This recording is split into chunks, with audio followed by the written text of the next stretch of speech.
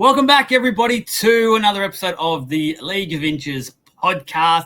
It's a Tuesday night for us, so that means an NRL edition. Normally, we'd be talking all the things, news, things like that, getting pumped, trials. Our first team list Tuesday dropped today. We're all pumped about that, but we've promised it for a while now. We have finally got around to it. It's our season 2025 preview. So going to deep dive into all 17 teams tonight. For this podcast, we're going to do last year's bottom 9 teams, work from the bottom up and have our talking points for each team.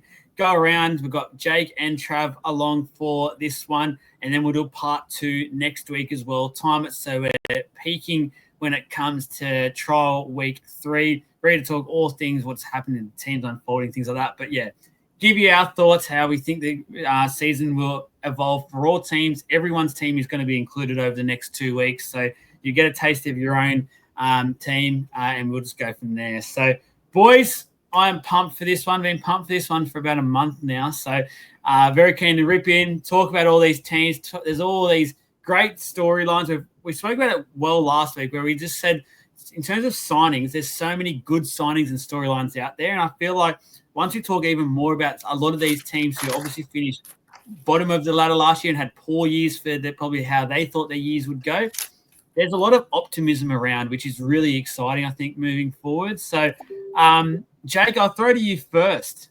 How's things, mate? How's your week been? And ready to rip in? Yeah, mate. It's fantastic.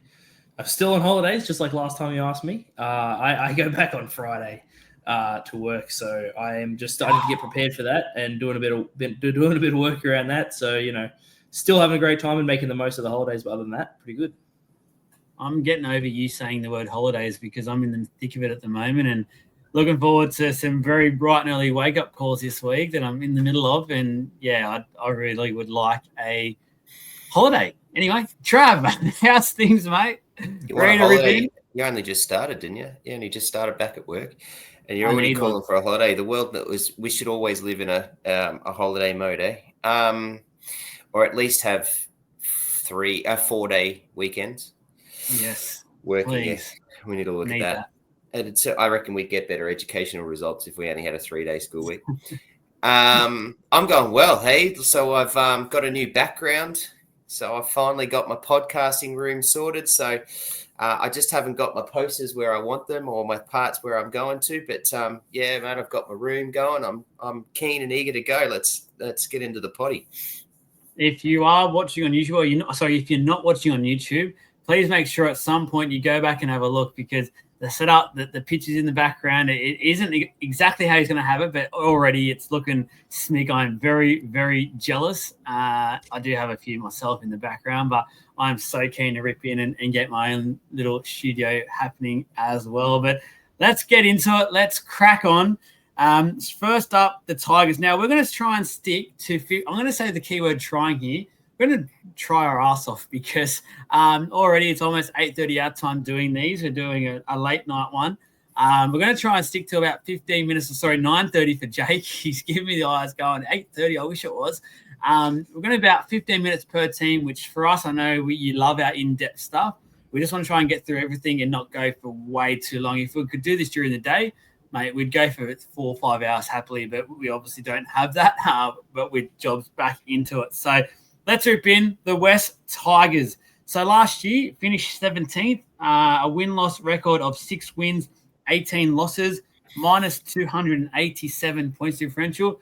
All you out there know how much I love that little stat. I think it speaks volumes of the way the club has been run that year.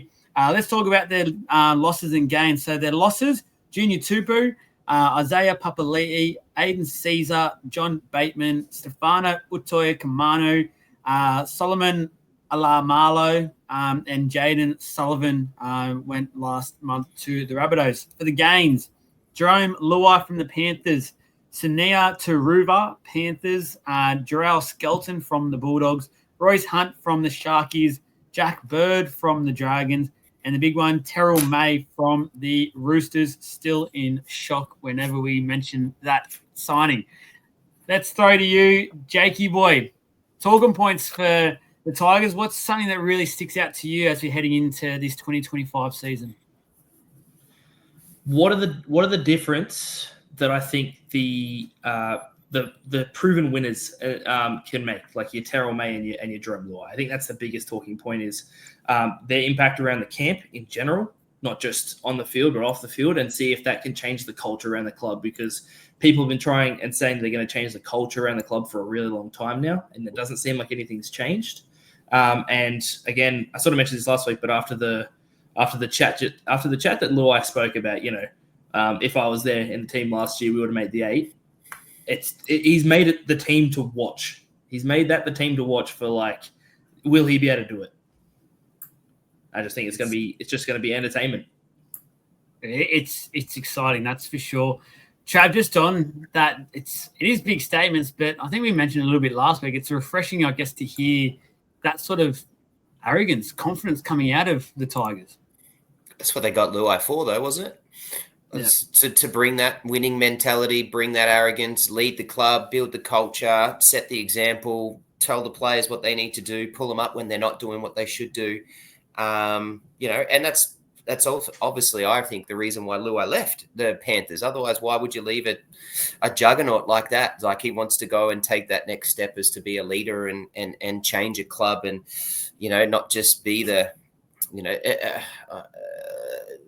you get what I'm trying to say. Sorry, I got lost words, but that's why he obviously went there, is for that new challenge that he had. He'd done everything he needed to do, and he was the second fiddle to that team, and as to obviously behind Cleary, and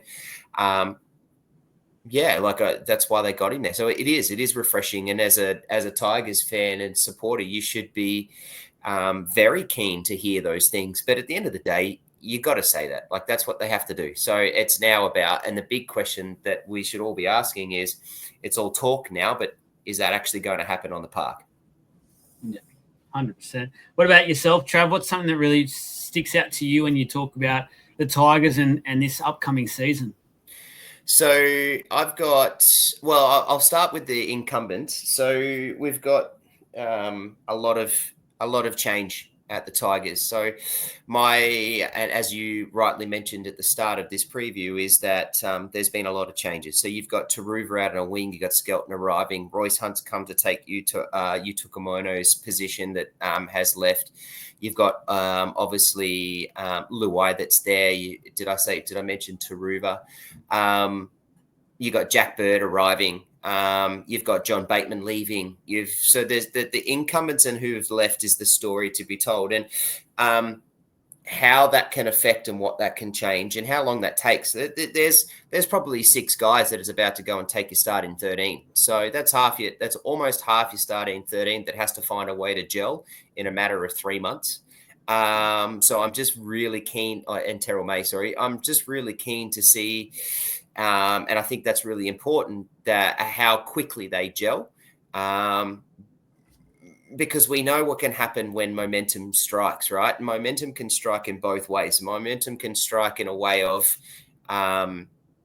when you start winning, you're going to win and you catch that momentum, you're going to win a few games that you weren't probably expected to.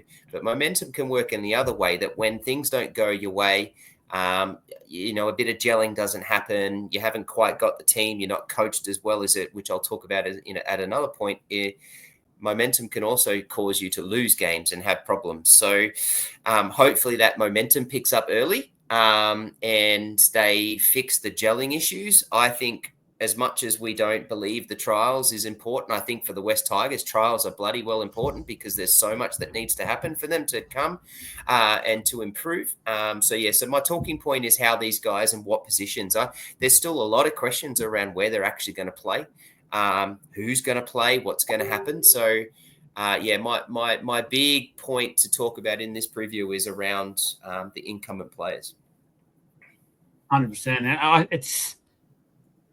It's a huge and very valid point that you bring up regarding the Tigers, and just they've brought in so much talent. It's going to take a bit of time to gel as well, and to actually make sure that they adapt to whatever it is, this playing style that they'll have this year. And when you've got all these quality players from other oppositions all coming into one, it's sometimes interesting to see who will take the backward step, because they've got maybe all of a sudden where they've had almost 0 Chiefs to now having a team of 3 or 4 Chiefs or guys who are very loud and vocal in a playing group and want that attention and are happy to throw out those big one-liners that you've both already brought up. So it's going to be very interesting to see how that unfolds, and that's a storyline in itself. I'm really keen to see how that ends up evolving as we go into the season. The first one for me that I want to bring up, I guess, is into that. It's sort of Benji Marshall and where he plays this and how he conducts, I guess, his orchestra, his men, his soldiers, to go into battle.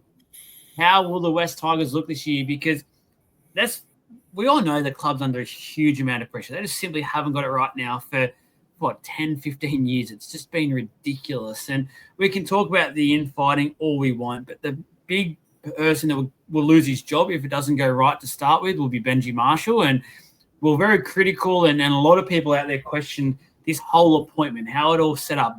Originally it was going to be Sheen's for 2 years, and then Benji walked into a job that was guaranteed 2.5 years in advance and without even having coaching experience. And this question mark's still out there, and rightly so, because at the moment, has he delivered for a first-grade coach? To be really honest, no. But this is the year. This is the year he has to deliver. He's got some of his soldiers that he wanted. He's got some of the quality players that most teams in this competition would die for. They would absolutely love to have a lot of these signings and probably walk into all their starting teams. So I'm really keen to see how Benji Marshall actually goes about sorting all this out, and huge pressure. I know that we've spoken about a couple of other coaches, but no doubt the more I think about it, Benji comes into this year probably one of the most under pressure coaches in the competition. Jake? Oh, yeah, no, I fully and totally agree with that. Like, he's now had 2 years there, or 3? No, he's had 2 years there. He's had 2 years there, and yeah. As the coach, this will be his second year. Yeah. Oh, I don't know why I thought he'd already had 2, but that's okay. He was assistant coach. He was assistant for 1 year before that. Oh, right. True. Well, yeah, so the sort of, I suppose the big thing is he's sort of, their CEO came out and said, like, he's got the squad around him that he wants to. So, he does. He's signed the people that the Tigers have got the people across that he wanted in the team. And so, yeah, he's absolutely under pressure. He doesn't have an excuse to come last, I can tell you that much. He might be able to make an excuse if he gets up in like the 9th, 10th area, like just outside of the 8. But, he doesn't really have any excuse for anything worse than that. And if that does happen, I don't see him sticking around for another year for sure. Yeah. I think, and I've been a real negative or, judging person of Benji Marshall. I think your first year is such an important year in your resume when you join a club. That's where you really got to stand your ground, stamp your authority, stamp your style. We should be able to walk around and go, okay, I can see Benji Marshall stamped here, and this is what's happened, right? You should be able to do that for every single club when you get it as your first year coach. To me, that's just a no-brainer. And I walk out of that and look at and review the West Tigers just clearly and see that I don't think there's anything that Benji Marshall improved or fixed in that 12 months that he was there. I don't think there was anything that he stepped on that stamped, other than the fact that maybe there was a little bit more professionalism around him telling his coaches and people and staff that we had to turn up in suits and look the part, to play the part. And that's about all I can see. So, I mean, at the end of the day, statistically, the West Tigers last year were the worst team in the competition. Like, if we put everything together, their differential was atrocious. What did you say? 287 minus 287. That's just pathetic. They were by far the worst defensive team for points scored against them at 750, with only Para before them. But they were still just under 40 points better than they were.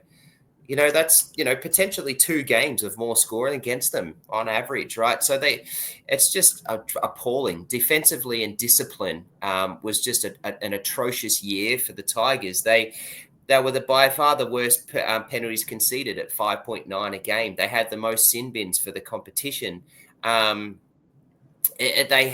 were the second worst for errors at 10.1.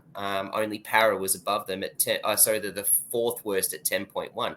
It's something needs to happen, and he's had his off season now. He's had his 12 months. He's changed his list. There, to me, defense and discipline is a really good start, particularly with a young list. Let's hope that Jerome Luai comes in and fixes that, because that's his bread and butter, right? He's as much as he's a pest, and as much as we think Jerome Luai is an asshole, he is incredibly disciplined, and he gets away with a lot of his stuff, and he's very good at doing that. So he's going to be able to pull those people in. And that's where he's got to start. And I think Benji Marshall's got a really big job on his hands, because, as you said, rightly said, Jake, if he doesn't get that list to the middle of the pack and contend, but I still don't think that's going to be good enough. He's still got to be able to pull a couple of wins here and there against some of these big teams. That's got to be important. He can't just go and beat up on the bottom four teams. He's got to be able to show a few big wins and show a game style and something against those teams to beat them once or twice during the year. Because if that doesn't happen and they don't get that sort of middle of the pack, he's, as you said, Joel, arse on the line. Yeah, exactly right. And I think you mentioned it a little bit there. Is discipline's a huge issue at that club at the moment, on and off the field, it seems. On the field, they had 16, I think, sin bins last year. You're not going to win many games when you've got 16 sin bins throughout the year. You're just giving oppositions too much of a leg up, too much of a head start, and you're hurting yourself. So you've got to make sure this off-season you really work hard on that discipline. Otherwise, you've got no chance of being a finals football team. Any other talking points that you boys want to raise when it comes to the West Tigers in the season ahead?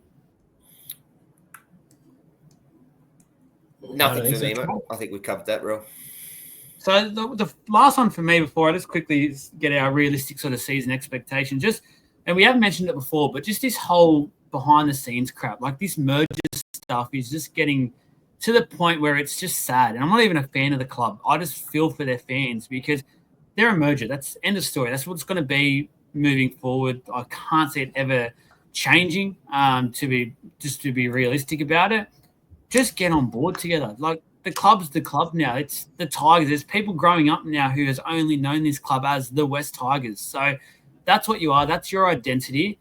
Pay homage to your heritage, obviously, and talk about that all the time, the Balmains and the Magpies, and throwback with jerseys and things like that. But just come together, guys, because nothing's going to change while this back of house crap is going on. Unfortunately, you can continue to recruit all that you want, but nothing will change. That does affect the front office. So the back office needs to make sure it is doing the right thing. But anyway, that's just my little 2 cents. I just feel for you Tigers fans out there. I really, really do.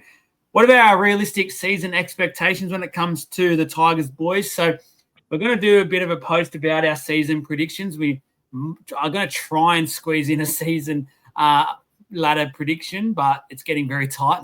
We've done some crunch numbers during the week, so it's going to get very hard. So it might just be a post, but we don't want to wreck that yet. So don't tell me a number. Just give me sort of how you're thinking. So for me, just to give you guys a bit of an example, so my realistic expectation for the Tigers this year is they're going to be in and around that sort of 10th to 13th sort of area, that sort of middle of the back half of the ladder. But they'll have moments where they're touching the top 8. They're either in there or right there, and challenge and giving them their fans reasons to believe that they could well be a top 8 team. But I think they're just going to fall slightly short. Jake? I'm going 7 to 10. So I think there is a chance. There's absolutely a chance that they can make it, for sure. And I think that you're right that, Trav, that it is actually going to come down to them beating those sort of higher up teams and actually sort of surprising a few people. But I think that they can do it. I don't see a reason why they shouldn't be able to do that. Trav? I've got them definitely in the bottom half, and I still think they're bottom half of the bottom half. Ooh, there you go. Benji gone if that happens, in my opinion. So let's talk South Sydney Rabbitohs. So last year, 16th. Their win-loss record was 7 wins and 17 losses, minus 188. Their losses from last year, Tom Burgess, Damien Cook, Dean Hawkins, Tane Milne, Michael Cheekham, Leon Tahau, Lachlan Ilias, and Isaac Tupou, Thompson. So their gains, Jamie Humphries, honestly, that bloke does not skip arm day at all this preseason. He is looking absolutely massive. Ewan Aitken, Lewis Dodd, Josh Schuster, and Jaden Sullivan. Given a couple of those boys, I think their last chance in the NRL. So whether that pays off or not, we will probably discuss a little bit further. Trav, talk to us. What's your first point, talking point when it comes to the Rabbitohs and their season ahead? What do you like to talk about? Old is the new. Similar to me. Yeah. Oh, and we didn't talk about this until we haven't spoken for the last couple of days until 20 minutes ago. Yes. Basically, we jumped onto this podcast. You reminded me we're getting this podcast. You sent the link through, and off we went, and we said hello. And 3 minutes later, trying to sort out Jake and his rubbish technical issues, we still didn't get a chance to actually talk. So, it's funny that we've said that, but yeah, old is the new. I'll let you explain that then, Joel, since we've got the same.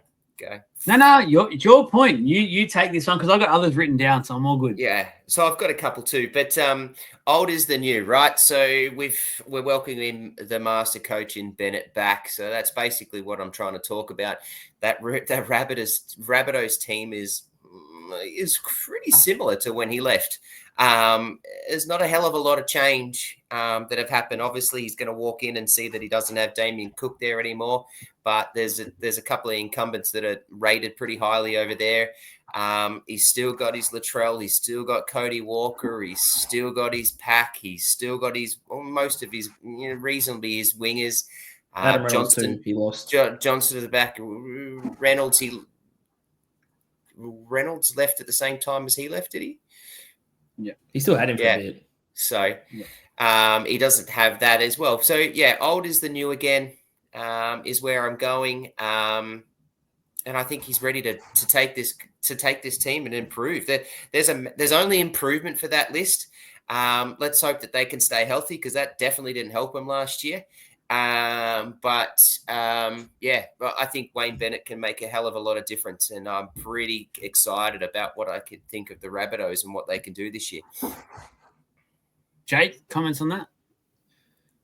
Oh, in terms of that, yeah. Look, I think that the only way for them is up, really, and they don't have the pack shouldn't have done what they did last year, I think. But there were some issues, which kind of leads into my point. So I don't know if I should just go straight into it now or go ahead. Well, my sort of point was it felt like when we're all about segues. We're all about segues. Yeah. It leads into my point of like, can their hookers and also halves kind of take control of that team and take on those sort of big personalities in Latrell and in Cody that kind of, seemed to, like when Ilias was there, it kind of seemed like he didn't get a look in, like he didn't really get to take control of that team as the halfback of the squad. And, I'm hoping that Lewis Dodd comes in and is able to sort of go like, no, like, you're the 5'8", I'm the half, like that's my job. So you're going to, that type of thing and take control of the team.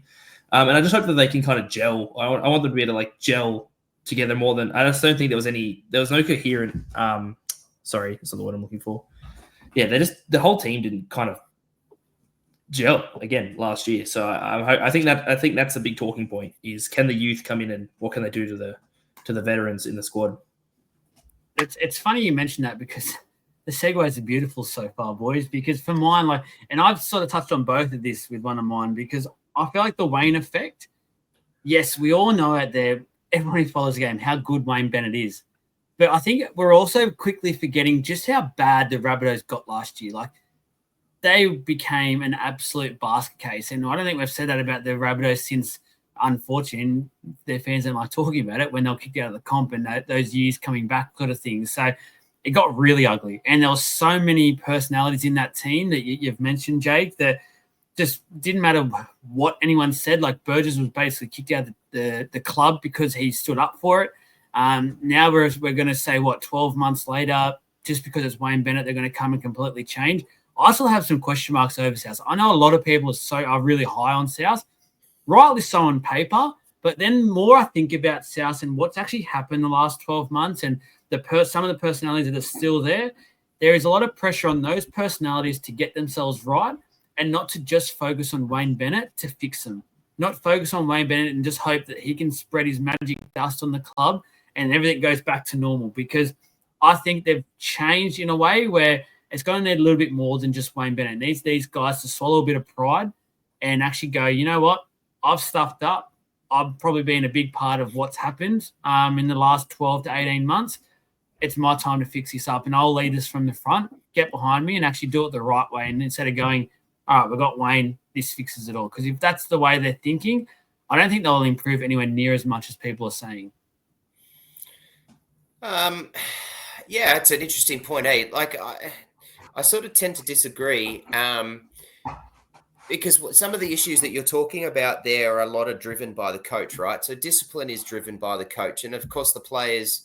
And the discipline is driven by the culture, which is driven a lot by the coach and the coaching staff and the club. And I think everything that Wayne Bennett stands for and Wayne Bennett has, just as his aura, right? Just as just of what surrounds him is all about discipline, is all about control, is all about doing simple things. And so most of those things are going to come just for the fact that Bennett's there. So, like if you think about statistically where they were last year, they were the third worst team in terms of defense, 682 points conceded against. But I put that down to just piss poor coaching, which then and piss poor structure, which then led to that. The differential there was minus 188. So that's again also atrocious. But that came back on the back of the fact that they were the fourth worst team in terms of penalties conceded at 5.8 a game. They were the second worst team beside the Tigers in sin bin. So discipline and defense, statistically, they were atrocious. I just think Bennett fixes that. Just the fact that as soon as he walked in the door, I think that's just immediately fixed. That pulls these guys into line. I think the other side of that too is that Bennett's also the type of guy where he's bloody 80 years old almost. He's not going to take the shit. So if you're not going to turn up and do what he tells you to do, then get out of there. And he's happily to do that. And I think that's what he's going to. I think that's where he has to take the Rabbitohs. And I reckon that's probably what the club said to him when they signed him is, when you get here, this is you. This is your team. Do as you please, mate. You're the Messiah. You're our savior. Fix it. We'll take you and we'll back you. And off we go. I think they're also on the verge of having some really handy things. Like I think Latrell Mitchell is literally on his last legs, which I think pulls him into line. They've got one of the best centre wings to return, which is almost like a signing. Campbell Graham to come back. Cam Murray missed a whole chunk of last year, and apparently he's going to be there for the round one. So all the sort of the ducks are in the row for that. Now add in what the coach can do, and I think it's only onwards and beyond.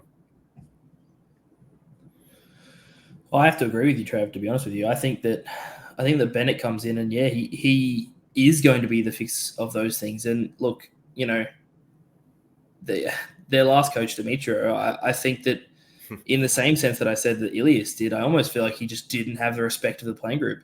And I did watch an interview that Josh Mansour kind of said that like he was the type of person, and this isn't me saying he is, this is what I saw, but they said he was the type of person who would like say he'd do something or say something was going to happen and then sort of just not follow through with that, which is just a terrible example for your team in general kind of thing, if that is what actually is the case. And I just don't think that he had the respect of the playing group from pretty much day dot when he walked in there. I don't think at any point did he ever kind of have, their trust and their respect that he's going to be able to do the best thing for them and get them into those high areas. And I think Bennett does. He has the track record. He can walk in and be like, last time I was here, I got you guys to a grand final. So, what are you going to do?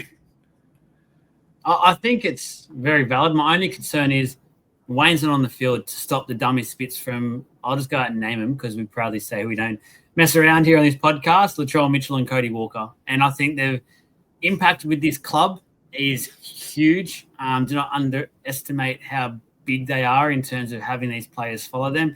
If they're both on, they're almost unstoppable. They're almost one of the hardest teams to beat in the competition, if not the hardest team to beat.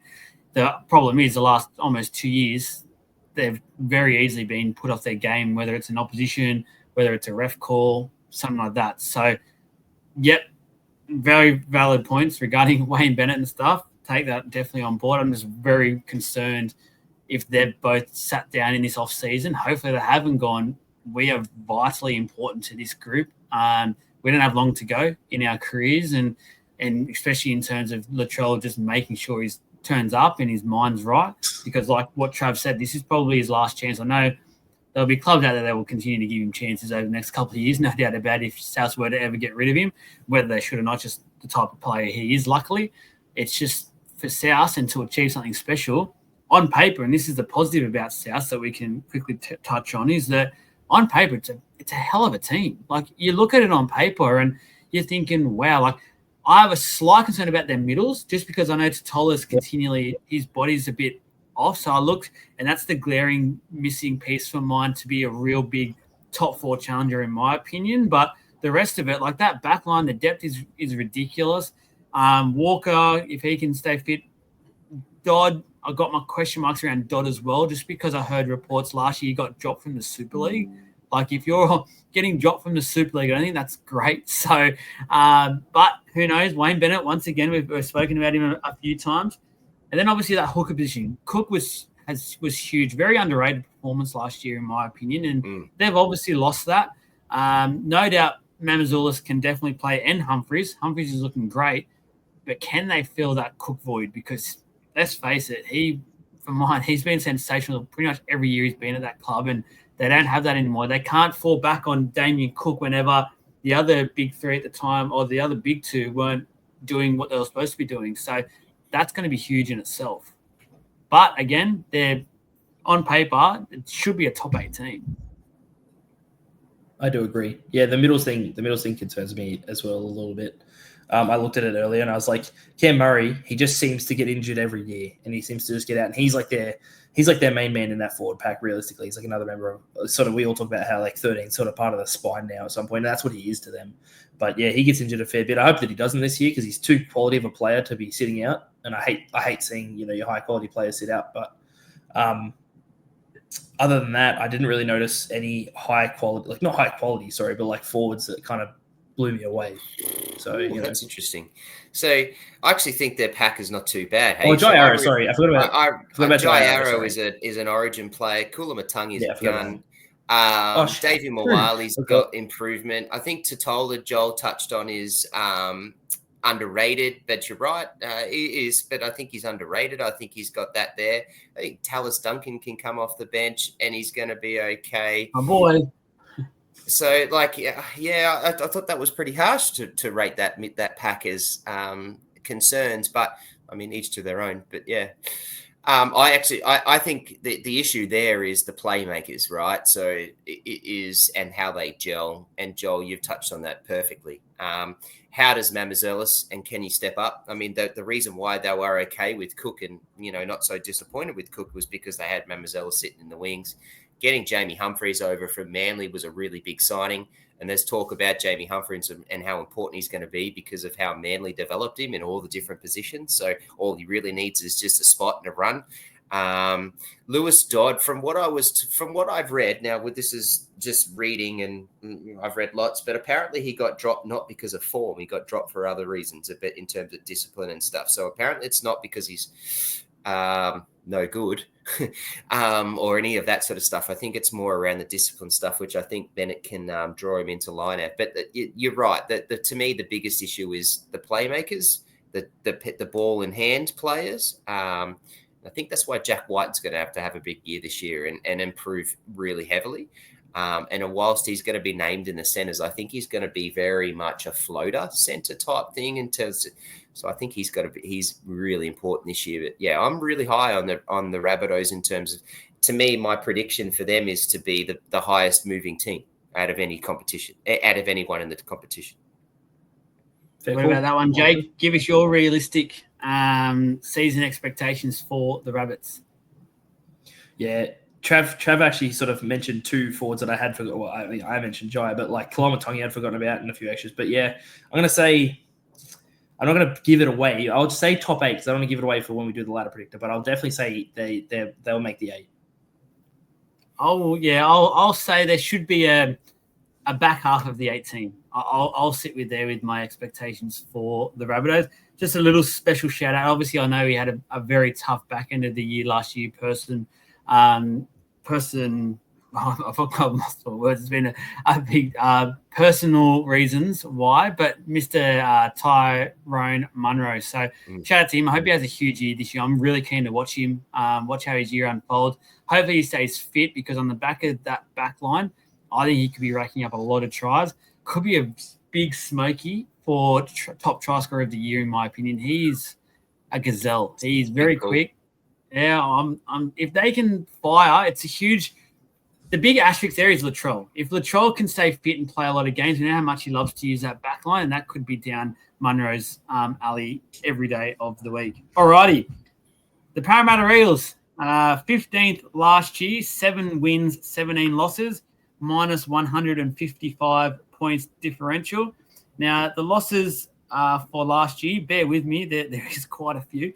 Ethan Sanders, Blaze Talangi, Regan Campbell-Gillard, Micah Sevo, Clint Gutherson, Dejan Arce, Kai Rodwell, Makahisi Makatoa, Morgan Harper, Ofahiki Ogden, Tavita Tulma-Pinu, and Zach Sini. Now, the games, slightly smaller, but still a few there.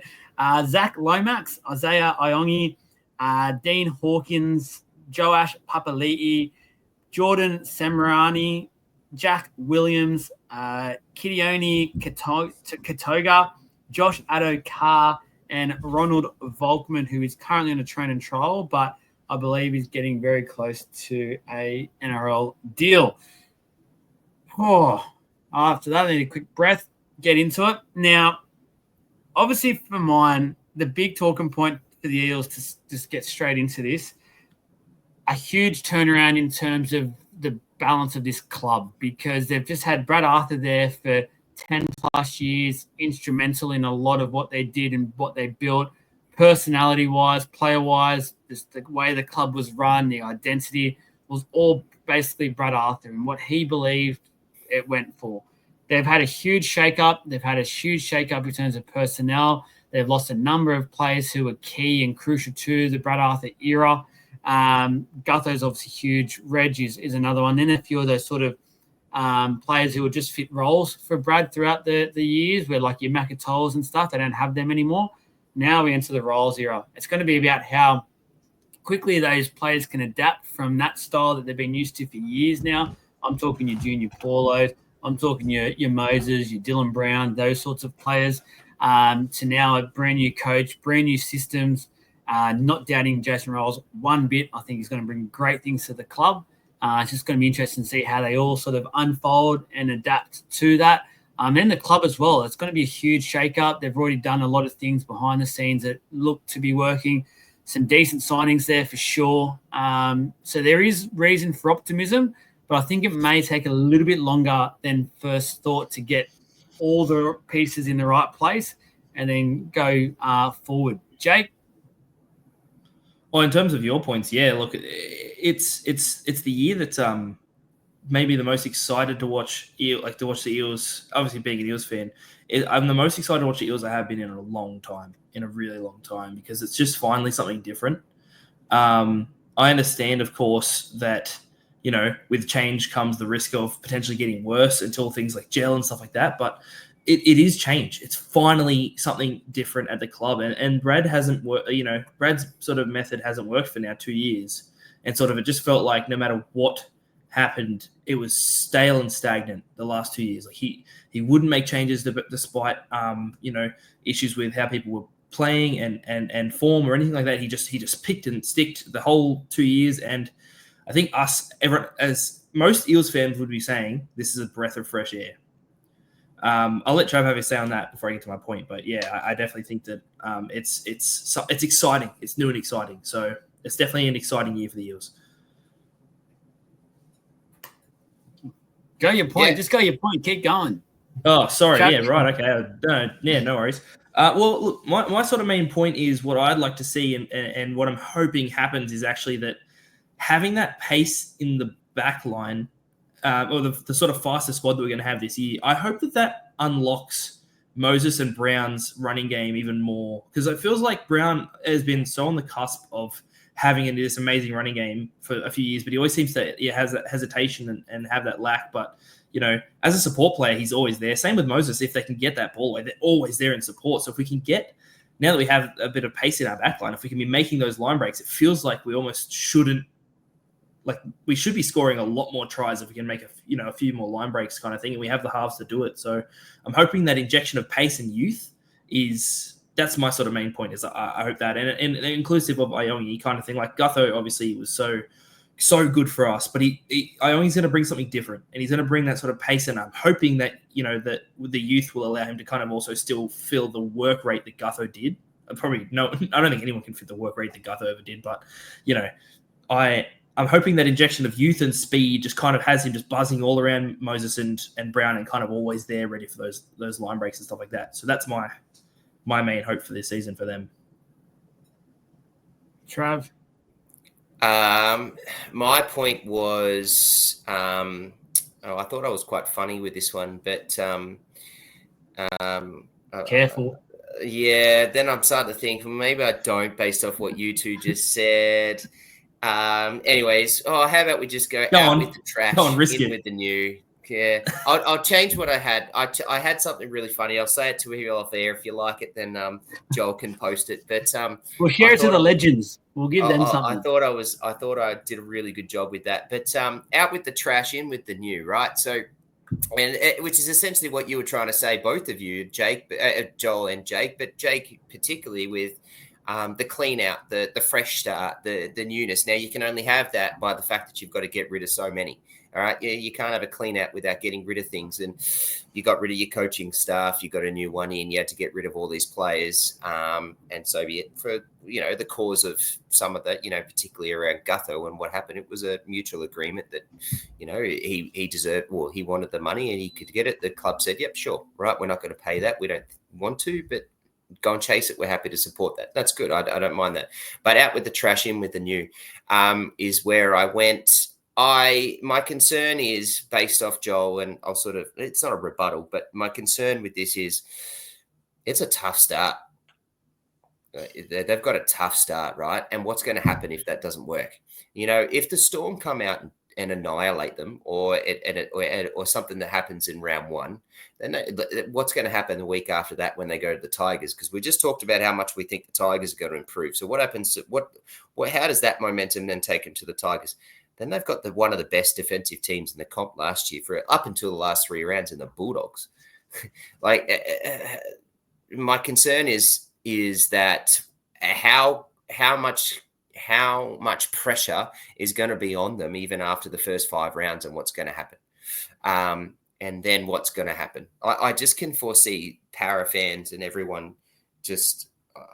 I can just see the conversations. I think for someone like you and Jake, Joel, that are going to be are a little bit more realistic. I just have concerns around what's going to happen if things don't really change because of what happens in those first few games. Because so I've got those issues. There's so much, right? You've got a young fullback in Iongi. Addo suspended, I think, isn't he? He's missing at least. That's the Bulldogs game. Yeah, so he misses the first 2. So you're missing that pace in the first 2. You got Penasini. You got Lomax, obviously. He's a star. I just think he'd be better out in the wing than the centers. But anyways, Bailey Simonson. You got Dill Brown. Now, there's so much talk around what he does and how he goes. What's the talk going to be on him if results don't work out well in the first couple of weeks?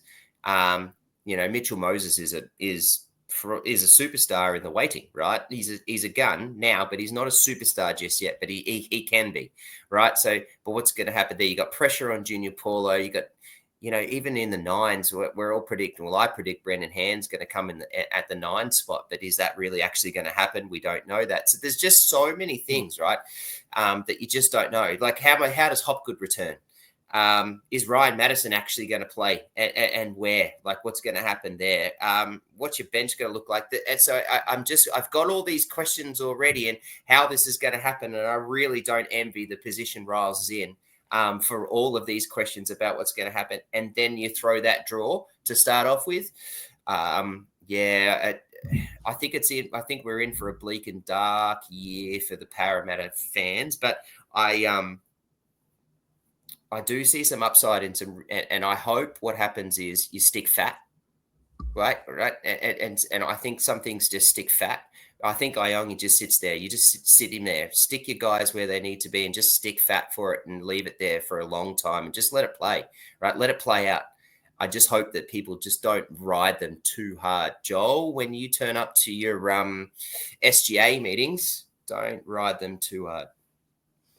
No, I won't be. I think I've ridden them hard enough so far over the last 12 months or so. But yeah, shout out to the little SJ announcement there on the page. So great and honoured to be part of that. But look, you raised some very valid points. I think it's something that a lot of para fans need to realise. And one thing I get a bit annoyed about with para fans is there's a certain group of fans that just rose-coloured glasses on. And I'm not talking just for Parramatta. I'm talking in general. I love being passionate about your club, but sometimes you do have to just call a spade a spade. You can't polish a turd, as they say, like that at certain points. And you got to be realistic. Like we've had the two of the worst years for the club in a fair few years now, and things needed to change. Personnel needed to change. There's still a lot of players who have been there over those last 2 years that are still there. So huge pressure on Riles, no doubt about that at all. One thing I'll say that I'm excited about with all those questions you have, Trav, is that the fact that they are questions coming into this year, because as a Para fan, as Jake said the last couple of years, we've just been used to Brad Arthur being like, oh, yeah, the second row is going to be Lane and Cartwright.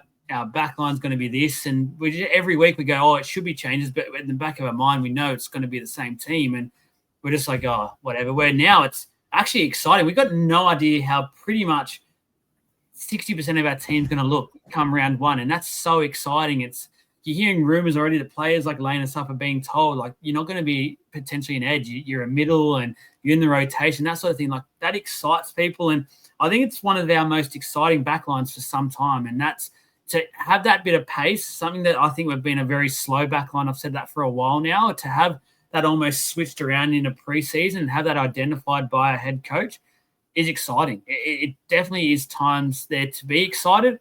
Again, I'll continue to say I don't think it happens in a day. Rome will definitely not be built in a day when it comes to this. Very, very valid. I hope Riles sticks with his systems and goes from there. The big pressure to unlock that backline and to unlock this team, and hasn't been mentioned, is our forward pack. Our forward pack has been bashed now for 2 years. I don't remember a game over the last 2 seasons where we actually got up via maybe one of those Penrith games where the forward pack just comes alive anytime we play the Panthers. But apart from that, we just get bashed constantly. We've just lost a guy who probably stood up as best as he could each and every time that happened. So there's a lot of pressure on this forward pack moving forward and getting the mix right with who to play, when to play them, and to have that more mobile, agile forward pack, because the modern game, that's what we need. And I just feel like there's a couple of forwards that aren't into that, but looking at some of these preseason pictures, like Junior Paulo's lost half of himself. It looks like it's ridiculous. So, yeah, Jake? One thing I will say about the whole, I do hope that he sticks to his systems and stuff. Of course I do. I hope that Royal sticks to his systems, even if we're losing a few games early on and stuff like that. I hope that he sticks and goes this is going to work. But at the same time, he is a beginner coach, which is obviously that sort of that risk that we have in there. And there is obviously that chance that things might not go right. And I hope that he also still kind of, if something's glaringly an issue, I am hoping that he does, I do hope that he's willing to make those changes as well, like small changes. I'm not saying he should change the entire system early because it's his first time and he should try and pick and stick and give it some time to be able to look. What I kind of mean is I hope he gives it, he should by round, I reckon 10, know what is working for the team and what is not, and try then to by then we should kind of have a set idea of what the team should mostly look like, kind of thing. And then obviously throughout the rest of the season, if form plays a part and whatever. But I just feel like, he being the beginner coach, he needs to have that time to kind of set what is his expectations into motion as well with the club. You can work as hard as you want in the preseason, but preseason, only equates to so much once you take the field. And once the games actually start happening, you can actually, do some video and things like that. So while I do hope he sticks to his guns and sticks to his systems, I hope he's also flexible enough that he can kind of do what needs to be done. I hope he doesn't do basically what Brad did and was a bit of all talk but everyone just stays where they are. I hope he doesn't do that, but it could go either way. That's why I'm saying I'm so excited, because there's actually questions, and that's what I'm excited about. Things can actually change. Trav, what are your realistic expectations for the Eels this season?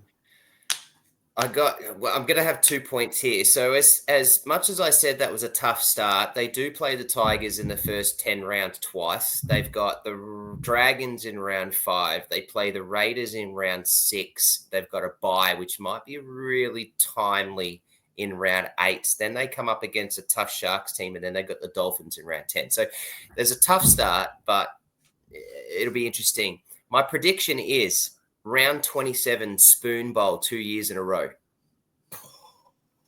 That's tough. That's tough. Ouch. Jay? You know who are they playing in round 27? Probably the Tigers. They're playing the Knights. No, you already said it. Yeah, okay. There you go. That could be valid. Spoon Bowl round 27 2 years in a row. It's fair enough. It's fair enough to have those reservations, and I think that's fine. I am not going to go that way. I am going to have a bit of the old para faith, a bit of the old para hope, and I'm going to put us similarly. I'm going to put us like kind of that 6th to 10th range. I think that we will improve. I don't think that we're going to. Yeah, 6th to 10th. Yes, I think we're going to improve. I don't think we're going to improve. To top of the comp or anything like that, but I think I see improvement over deficit personally this year. 6 is pretty close to the top of the comp. I think the injection of youth into the team is going to activate the whole squad. And I think that's going to make a big difference. It might not happen immediately, but I think it will happen. I'm going to say Moses elevates himself to outright second for a player in the competition. Right behind Cleary, pushing his case. However, the forward pack continues to let the Eels down. I just continue to have a little bit of reservations around how that's going to all work out, ideally.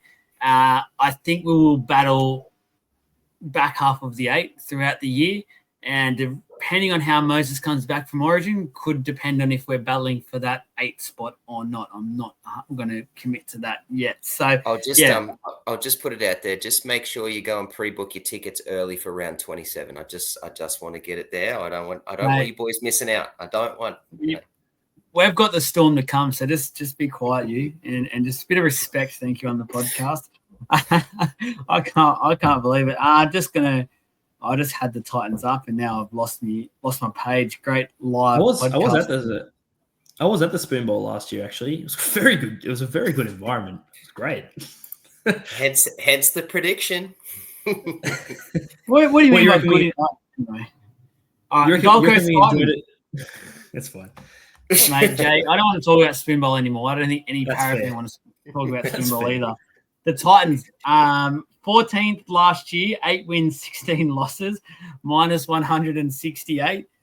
Their losses for this year: Aaron Clark, Seth Nicotemu, Isaac Liu, Joe Stimson, Tana Boyd, and Keenan Palacia. Their gains: Carter Gordon from rugby, Sam Stephenson, Zane Harrison, Regan. Both of those players have come up from development contracts. Regan Campbell-Gillard from the Eels and Cooper Bye, a trainer trial. Please message me. I think that might be Marcus Bye's son. I have a sneaky – there's not many Byes out there. He spelled B-A-I as well. So if you do know, in the comments, let us know. Very excited because he was one of my favourite players growing up. I loved watching Marcus Bye. The Gold Coast Titans, Jakey boy, back to you here.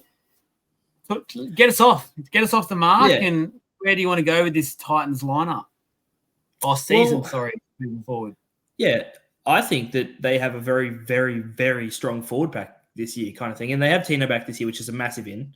And so my big point, I guess, is can their forward pack do enough to start to sort of steamroll teams enough that they sort of have that electric, your Jaden Campbells and your AJ Brimsons and whatnot, can they steamroll packs enough that the electricity of those sort of younger and faster players can actually help them win a few games where people probably wouldn't expect it. That's sort of my big talking point. Now, I know that their halves they have Kieran Foran, who obviously isn't the fastest half, but he's a competitor. He brings that experience. You've seen, in a lot of good teams recently, that you don't necessarily need to have two very fast halves to be successful. Usually, you can have one that's very experienced and the other one be kind of that electric. I don't want to bring them up, but the 2023 grand finalists was Ezra Mam and Adam Reynolds. Adam Reynolds is probably one of the slowest players in the comp, unfortunately, but it doesn't necessarily matter if they're experienced and good enough. So I think hopefully the forward pack can kind of just, if they're rotated well enough, can overcome a lot of other teams just by pure brute force.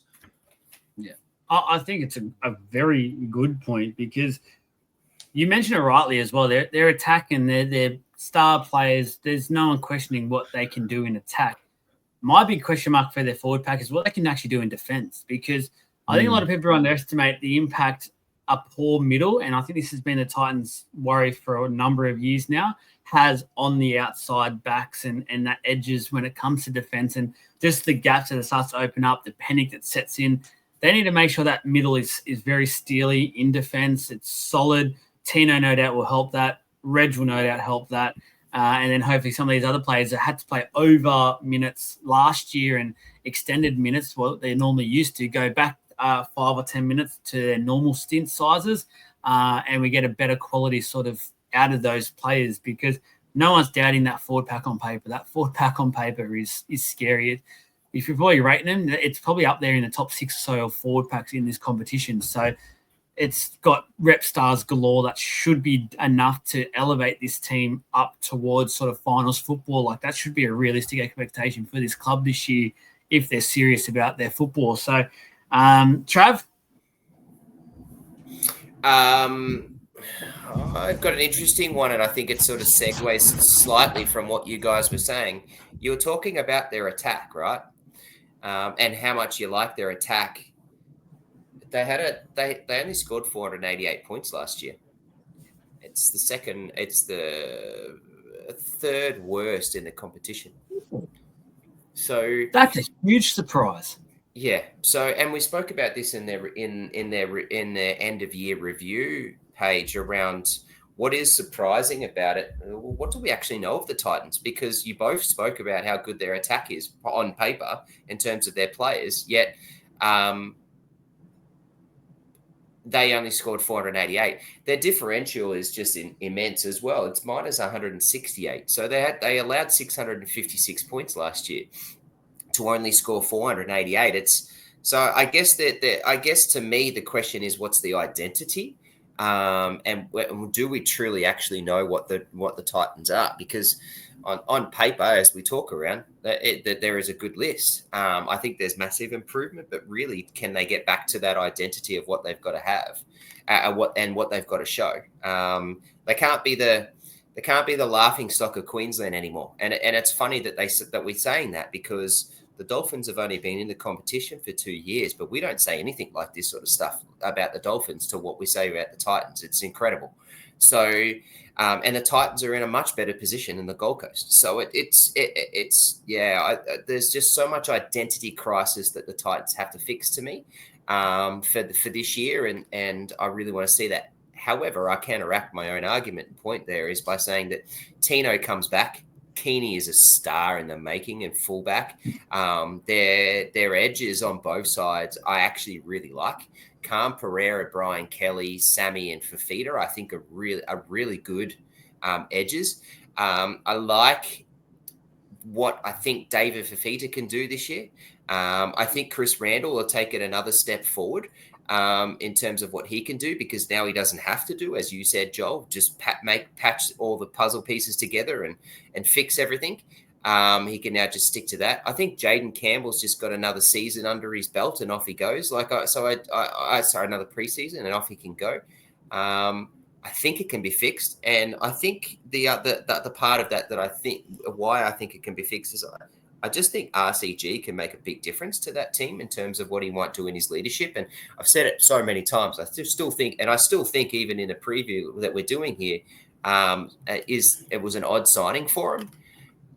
But I just think what he can provide in terms of leadership and what he can do in that team is just going to be immense. And then just the monstrous personality that Tino has, to get him back on the park is such a big thing for him. So I think I've been able to counteract my argument for myself, but I think it's important because, I just question their identity. It's a similar point to what I was going to raise, because I sort of had the Des Hasler era so far, and obviously they had a lot of teething problems, I thought, last year in terms of, and I said this, I remember saying this time last year with our Gold Coast Titans preview, was I was very worried about these two coming together because they're coming from totally different styles of play. Des is so much of that grindy style, where the Titans we've watched and known for so long has just all been about throw everything out the window, do not do any sort of tactical stuff. You just play football. You play like it's the backyard type thing, which it can work, but them two come together to find mutual ground, I thought that struggled a lot last year. And that identity thing that Travis talking about is, I think, really legit. And I hope they addressed it, because I think that was a genuine big problem for the Titans last year. And maybe Tino coming back as their captain helps that a lot, because he can go, look, boys, this is what we're doing. This is what Des wants us to do. This can work. Des has shown in the past this can work. Let's make sure we're playing this way. And then Reg as well, who's that meat and veg, like we sort of say, and that sort of player. And I think they need both of those players to come back and stick them to a certain path and go, no, this is what we're doing. We don't need to score this set. Let's get ourselves up the field. Let's build pressure and then aim to go the set after that. Let's build there, where I just don't feel like there's been too much in terms of maybe their game plans and their discipline to get themselves into those sorts of positions too much and build proper pressure on teams. So hopefully, for a Titans fan's point of view and the competition for the Gold Coast identity, they've established that, because I think that's huge moving forward for the Titans. I wouldn't mind saying something just on Trav's thing for your last year. Last year they did have obviously a relatively similar team to what they have now, but in the sense that Joel said, like, they did have those teething problems of, like, where do we play AJ? They had Kinney coming up and they're like, well, we can't not do anything with him. He's too good. But same with Jaden Campbell. What do you do with him? And I think they've now had a preseason to kind of go, like, okay, now we have these rising stars who are really electric. Like Jaden, I think, I don't know if they're going to keep him in there, but I think he's going to get back to 5'8", because I think he crushed it there when he was there, and I think he should stay there. Kinney's too good at the back.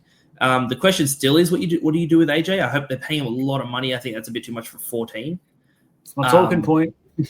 Oh, sorry. Well, that guy. Well, yeah. So he's on a lot, but as long as they can figure out some way to work him in with the rest of the team being sort of set like that, I can see their on paper being a very scary side, because the forward pack, like you just said, like you imagine Regentino up front starting, you have that David Fafita X factor in the second row, and he won't have to be just the only person they go to when they need sort of something to happen. It's not like not just throw to David and hope for the best. It's that idea, I suppose, of like this year, that, like Trav said, they have that preseason of kind of going like, okay, we got some new people in last year that we got like your Kinney and stuff. We're like, okay, we might have actually found a home for them. Let's work on these and build these relationships. And I think that you're only going to see improvement based on the addition of Reg, like you said, Trav, as well. But you're only going to see improvement over last year. I think last year's hard to count because you had like your Tanner Boyd there, and what was he doing? Nothing. And Des did the right thing by kind of sticking by him, hoping that he can improve, but he just never did. And so, like, I think this year, like Foreign and Jaden Campbell in the halves would be a really lethal combo. I do. Well, I feel like Foreign has to be the halfback. Like I heard on the radio yesterday, SEN, the Joel and Fletch show, they were talking to Sats, and I think Tyrone Peachy filled in for the day because Matty Rogers was sick, but they were mentioning at training, apparently AJ's been spending a lot of time at halfback, which I think is crazy. I've seen heaps of him at the 6. No, they were saying 7. They were saying 7 with JC. So I just think that's a total mix-up. I don't think they'll work well together at all. And That's Don't why love I've got that. AJ as my talking point, because I just feel like, in a way, is he starting to become a bit of a hindrance to him? Is he starting to become a bit of a headache that they don't really need? Because you've rightly said, like, Keeney for mine will have that one jersey, and rightly so, for years to come. JC's deserved a number of years from now in that 6 jersey. I think he did a very good job last year. They need to just have a backup plan for Foreign when he obviously retires, which will probably be after this year. I don't think he can put his body through anymore. He's been an absolute warrior. They've got Carter Gordon there as well now, who knows what he can turn into. Maybe he might be the answer post Foreign. I'm not too sure, but I don't think AJ's that player either. He can't manage that team. He's more of a give him the ball when he sees something pop up, off he goes. But they've got too many of those players now. And like Trav said, their backline, it's not a poor backline. Like, that's a good backline that I think a lot of teams would, if one of those players came up on contract, they'd be looking to sign him almost straight away. So every time I think you can't have AJ on, the money's on at 14, even though that's probably his best position there for the Titans. It's just a waste of money. They might get away with it this year, but building that club moving forward and having all the right money in the salary cap and the balance, you've got to start probably shopping him around. Like, and it sounds hard, and I'm not writing him off as but he's not a bad player at all. But just for this mix for the Titans, I'm just starting to think more and more it's not going to work. Out of curiosity, do you think you could see him sort of being that 14 and playing like come on and like do like a 13 role, almost similar to like what Wishart kind of does at the Storm sometimes? Like, not always, but kind of like come on and do that. My problem was, I think Chris Randall had a great year last year. And let's say Tino hypothetically starts at lock and then moves into the prop rotation when Randall comes on. I'd want to keep Randall there because I just think he did a really good job. And I think that has merit to it because it sounds exciting having that guy that has a bit of pace in and around the tight sort of forward pack. I just think Randall really held his own last year, and I'd hate to make him lose minutes, try out something that hasn't been done yet. We don't know if it will succeed. Fair. Yeah, I agree with that. Absolutely. Hey, so I've read four now, and I'm just looking again while I've been playing. 4 predicted team lists. All of them have AJ Brimson in the 6. 2 or 3 of those websites are proper NRL websites. One of them is ESPN, and the 4th one was ESPN with their own peer, Australia ESPN. So 4 of them have AJ Brimson at the 6 and Jaden Campbell at the 7 and Kieran Foran sitting at the 14. Is that not interesting? That is interesting. I just don't love it. I get it because they got him on so much money, AJ, but he's never been a half, as far as I'm aware. So why they're just throwing him in there because they need to use him. I don't like it. Which I don't like. That's a panic in my opinion. That's just making something happen because of money. I feel like that's them saying AJ's on. I don't know. Well, let's throw a figure of 800 out there. Let's say he's on that. That's them. It feels like that's just them trying to say we need to make sure he's playing, starting, and Foran needs to be the game manager. I think he showed last year. He's still got it. He still adds value to that team. He needs to manage that team. He needs to be. They don't need an extra flashy player in that. They need just someone to go, no, we are going to that corner for the next 4 or 5 sets. That is our plan. And that's what Foran can do down to a T. So, yeah, I think AJ would get too excited. I don't think he's that type of player, which isn't a bad thing. Again, he'd be a jack in the box. Like, no, give me the ball. I'm going now. Like, they need to learn to stop being that team. Pretty much. Anyway, let's do our realistic season expectations for the Titans. I was going to say middle of the pack team. I can't look away from that. I feel like they're going to be a middle of the sort of pack team. That could venture numbers-wise. Mate, that could be anywhere from 7th to 11th, 12th. It's just a matter of how they balance this team up, how this Des Hasler marriage works. A middle of the pack team, continually fighting. If they stay fit, they can really push for that top 8 berth, but there's a number of teams we can say that's similar about, which is very exciting for this competition. Jake? Despite all the positive things I have said about them, I don't know what it is. I just call it a hunch. I just have this feeling that they're gonna do better than they did last year, but it won't necessarily. They're not pushing. I don't think they're pushing into the 8. I'm gonna go 11 to 14. Somewhere in that range, but possibly higher. I know they came 14th, last year, but they might go up 1 or 2. I don't know why it is, but I just don't see them going that much further. Mate, that's fair. Trav? Bottom half of the bottom half. Ooh, fair. look at that. That's fair. Yeah. No, I like it. Just quickly, if you haven't heard already about our LOI Legends group, Facebook subscriber group, $2.99 per month, cheap as a cup of coffee, and you get all this exclusive content. It's ridiculous the amount that you get. Supercoach and NRL side of it. NRLW will be introduced closer to the season as well. We've got a community of over, I think, almost 40 now that continually talking in and amongst each other every day, getting all of our teams out. You're getting individual team analysis done by Trav and Jesse as well for the Supercoach side of things. $2.99, you get 10% off all our League of Inches merch as well. There'll be a lot of stuff coming out the next week or so regarding that. Trust me, you will want every bit of that you can get your hands on.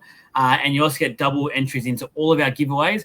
At the moment, I think they're on a run of about 4 or 5 so far that Legends have just continually cleaned up. So if you're entering our comps, our giveaways, and you're not a member of the Legends, please continue to do so.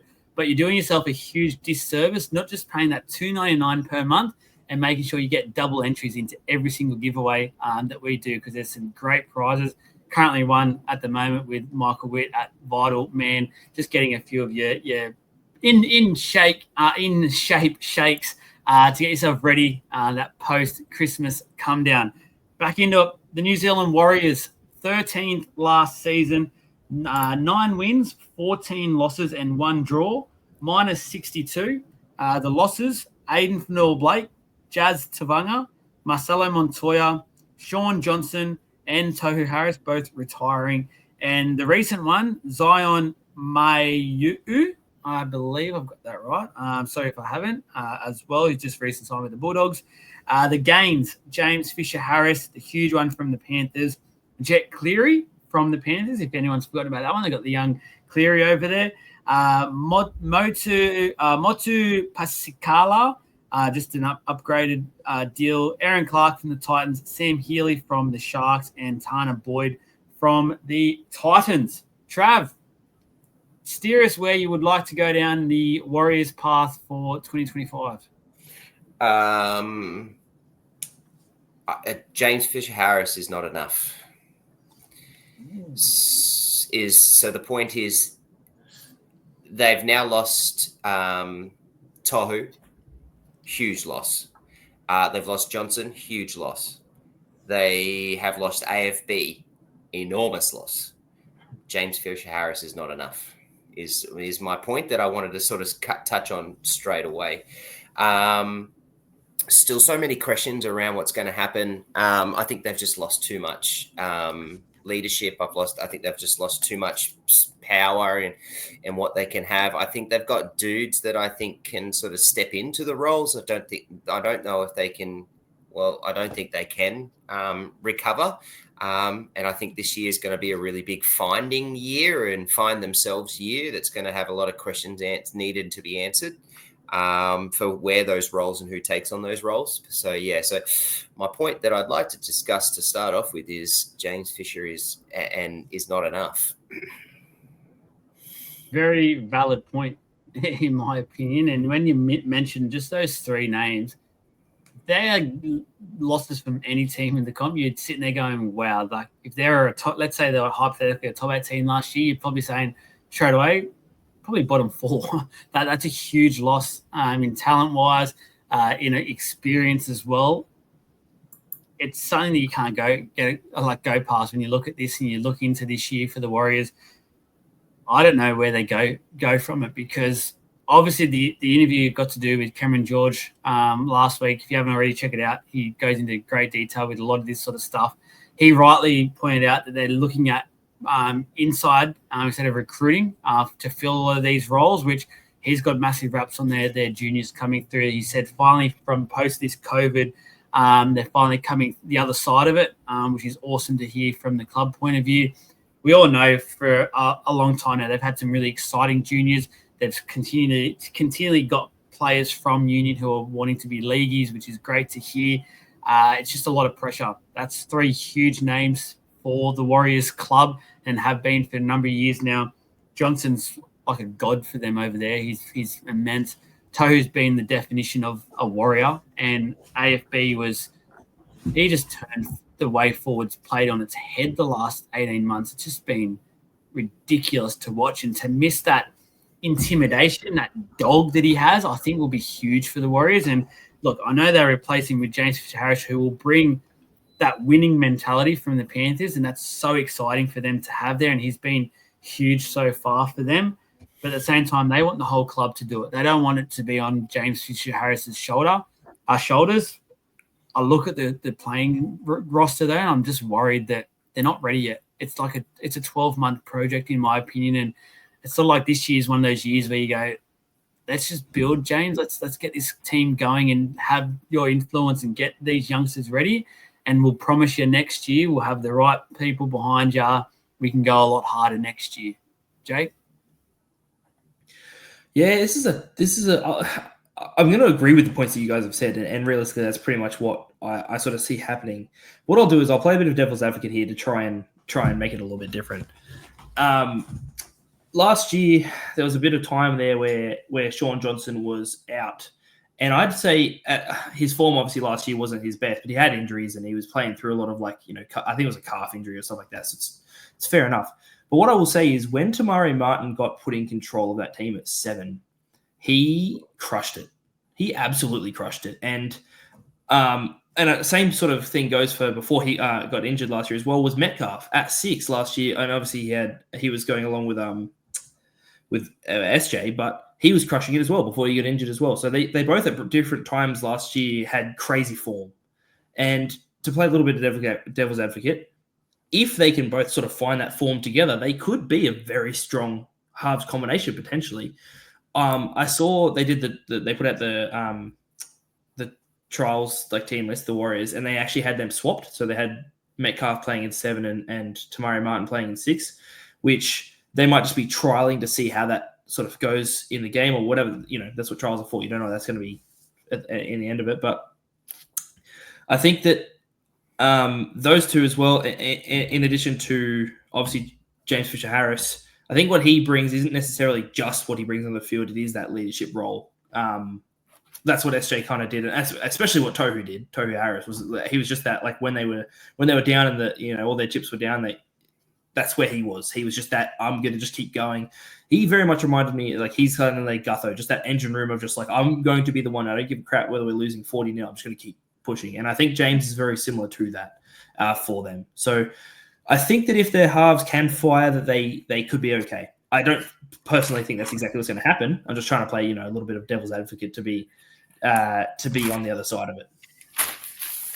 You make valid points. You do, because as much as I love SJ, his career, and the player we got to all watch as we grew up, and we're all sort of similar sort of ages here, so we've all watched we can all vividly remember his debut all the way through to when he retired. And apart from that second half against the Sharkies last year, that last round, SJ's season was probably one of his worst. We've got to be honest about it, but he just was not there, and probably played into why he did retire at the time he did. And it sucks to say, like, that's been a huge fan of his, but you're right. Like, Tamari Martin showed that he's ready to take the reins, I felt like, and they played better as a side whenever SJ wasn't there, which was so weird to see. And it felt like, even going back on my home point, whenever they had less experience, like that Magic Round performance sticks out to me when they played against the Panthers. They actually played their better football. They had an energized team. They were looking hungry.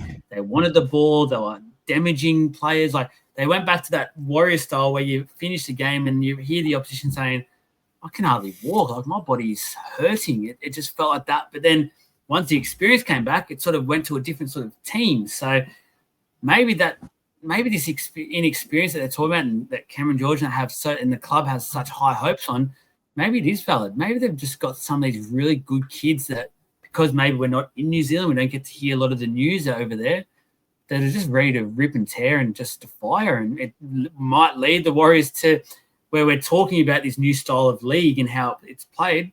They've got a whole bunch of players or forwards ready to rip and tear and play this sort of style. Yeah, I'd say, there's always that chance. You can never go into a season, obviously, like, one of being 100% certain of what will happen, and anything can happen. Maybe that injection of youth, kind of similar to the Eels, maybe that injection of youth does make a difference to them.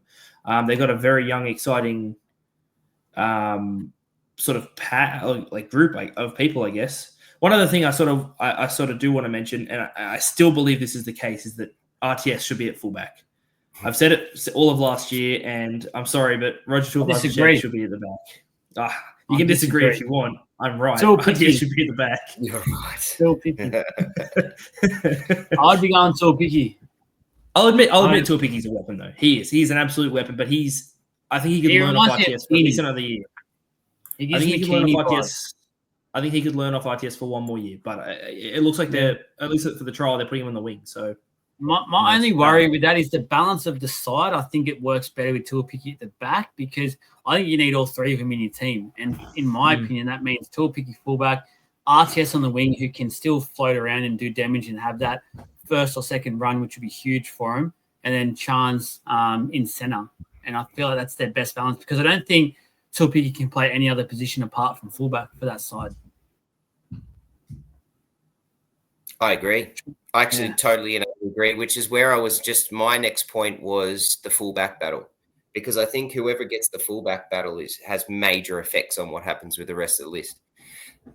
So and you touched on it very, very well. I think Tuivasa has to be their number one, although everything that I can read and every predicted lineup has Chance Nickel Clockstad at fullback, and Tuivasa's not even on the list. So that just does my head in. I think Tuivasa is their fullback. I think Dalamatine is the number 2. I think Chance is the number 3. Rogers the number 4. So I just think that's how it has to sort of line up, in my opinion, and go from there. I will say this: if I saw those three in those positions, so first of all, I think RTS as a winger over a center personally, at least as a winger over a center as opposed to anything. Chance as a center, I said all of last year that I thought he should be playing there. He did at least a little bit for the Raiders, and when he played there for the Raiders, from at least the games that I saw, he was a weapon. And if Tuivasa was at the fullback, I would be terrified to see that come as a team. If I was versing them for a lineup, I would be absolutely terrified to see that. And so you're right. I do think that is a very, very strong lineup. And if that was to be the case, and maybe it will happen later on the season, who knows? But that would be very scary. But I think it was Webster last year sort of said, we're sticking by Chance. He's going to be our fullback. And I think Chance sort of said he's happy that they kind of have said that about him. I just think that you need to have at least a little bit of flexibility if it isn't working.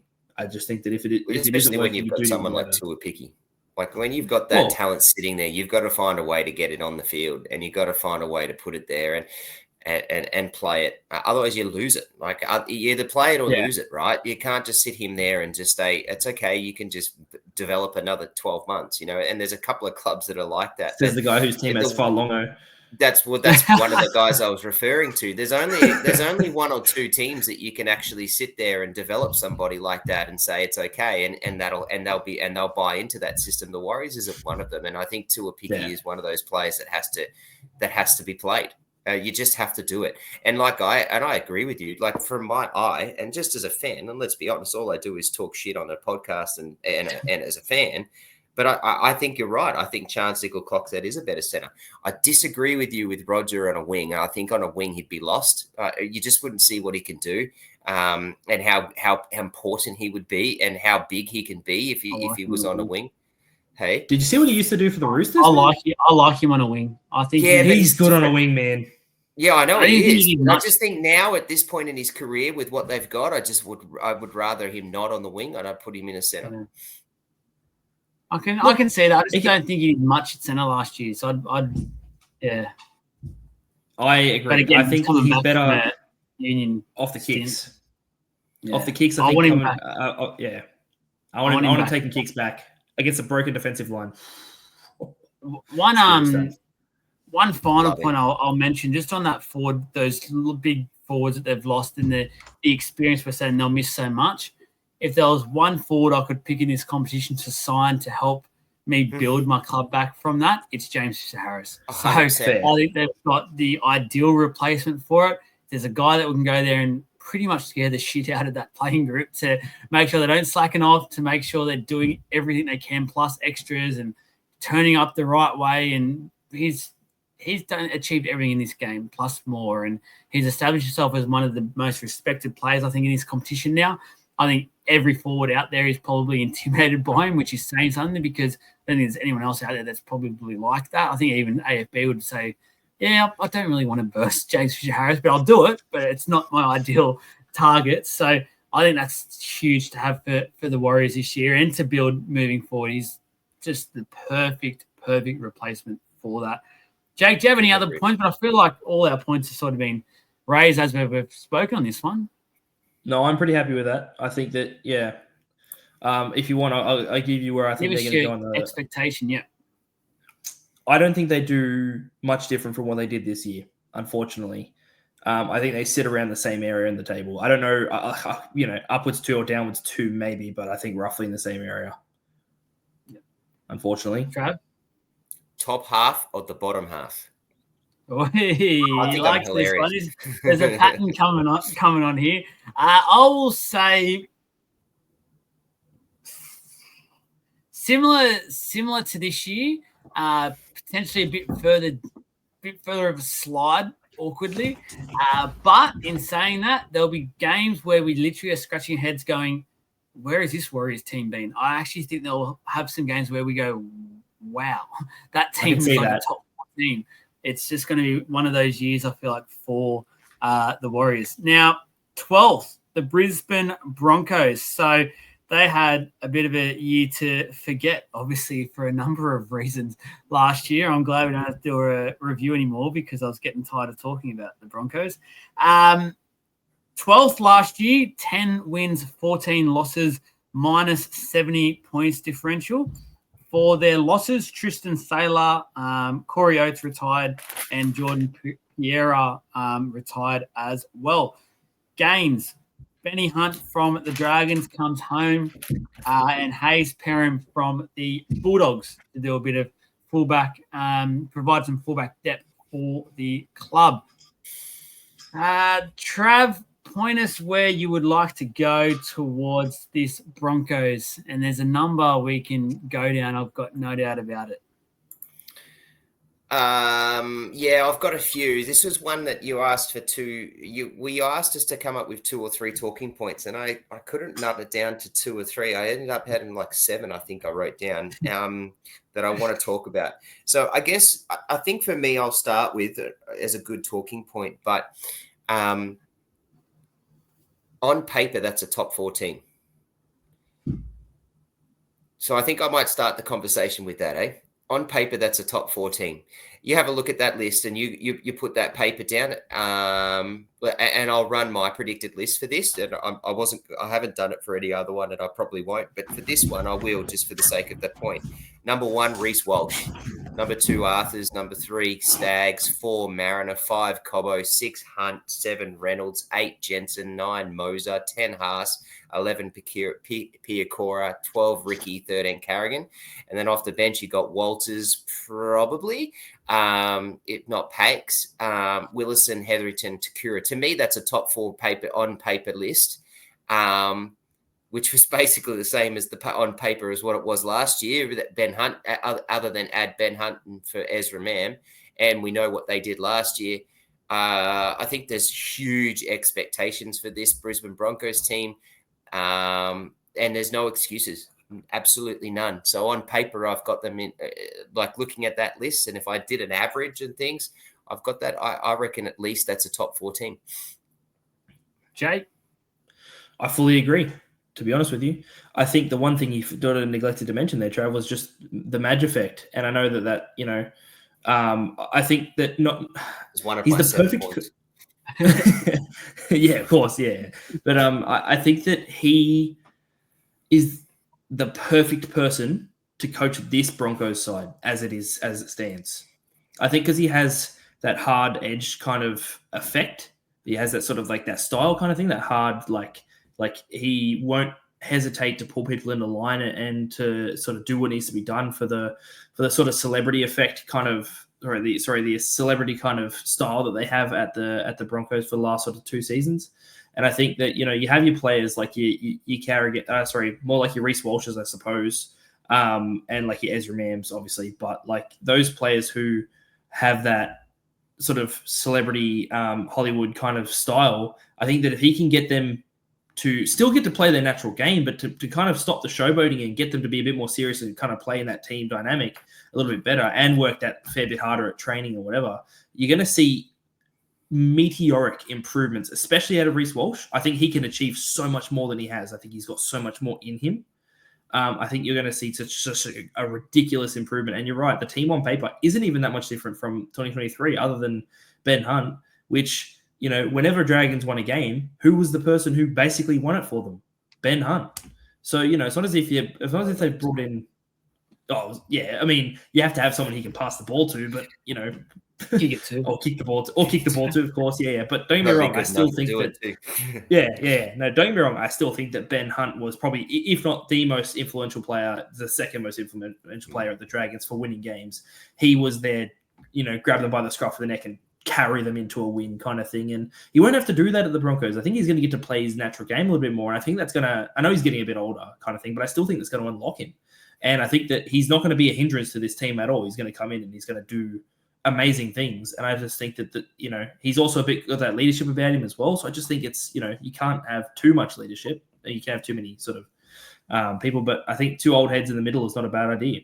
I think they're going to see market improvement, especially, I know we've sort of talked about him a lot, but when he comes back in the middle of the season, Ezra Mam, then they just have Ben Hunt sitting there, you know, they can play him wherever they want to. Hooker was 14, they can play him wherever they want, and he still provides impact. So I see no reason why, they're going to be a great, I think they're going to do good things with Madgen at the helm.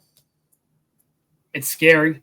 There's no doubt about that. It's a scary looking side on paper, but that's something that we've said now about the Broncos. This is the second year in a row we've said, what a team. Like, this is ridiculous. Is this lineup should be achieving something. They're superstars no more. And yeah, I've got to be blunt about this because the only way to get the point across, they haven't achieved anything yet as a playing group. They failed on the biggest stage. They didn't get it quite right. They lost that grand final, and it felt like ever since that moment, a lot of this playing group has walked around like they won it almost, and they had this belief that they've won it and they're king shit, they're all it. And they've got a coach now who will literally say to them to their face, what have you done? What have you achieved in this game? Because how you're portraying yourself isn't matching up to what you've done. And we're talking about the club who's had some of the all-time greats play there, your Langers, your Lockiers, your Tallises, your Sailors, like these players who have achieved things, they deserve to walk around like they're king shit. Like these guys, it's always felt like a lot of these players are riding off that coattail in a way. It's time for them to step up and create their own dynasty and create, because it's definitely on paper, it's there. They could become the next team like the Panthers who have that bit of a dynasty going where they win 2 or 3 comps in the next 5 years. It's there. There's every possibility that can potentially happen, but they've just got to get their mind right. They've got to make sure they're willing to put the hard work in. And I think back this time last year where Carrigan and Reynolds were getting a bit of a biff and after a big night out with the boys and a team dinner, that hasn't happened this year. We have heard literally nothing from the Broncos since this whole big Ezra Mam has happened. So that's a positive. That shows to me that it's working. There's obviously been some very hard and tough conversations in amongst those 4 walls, which clearly needed to happen. Everyone could see that.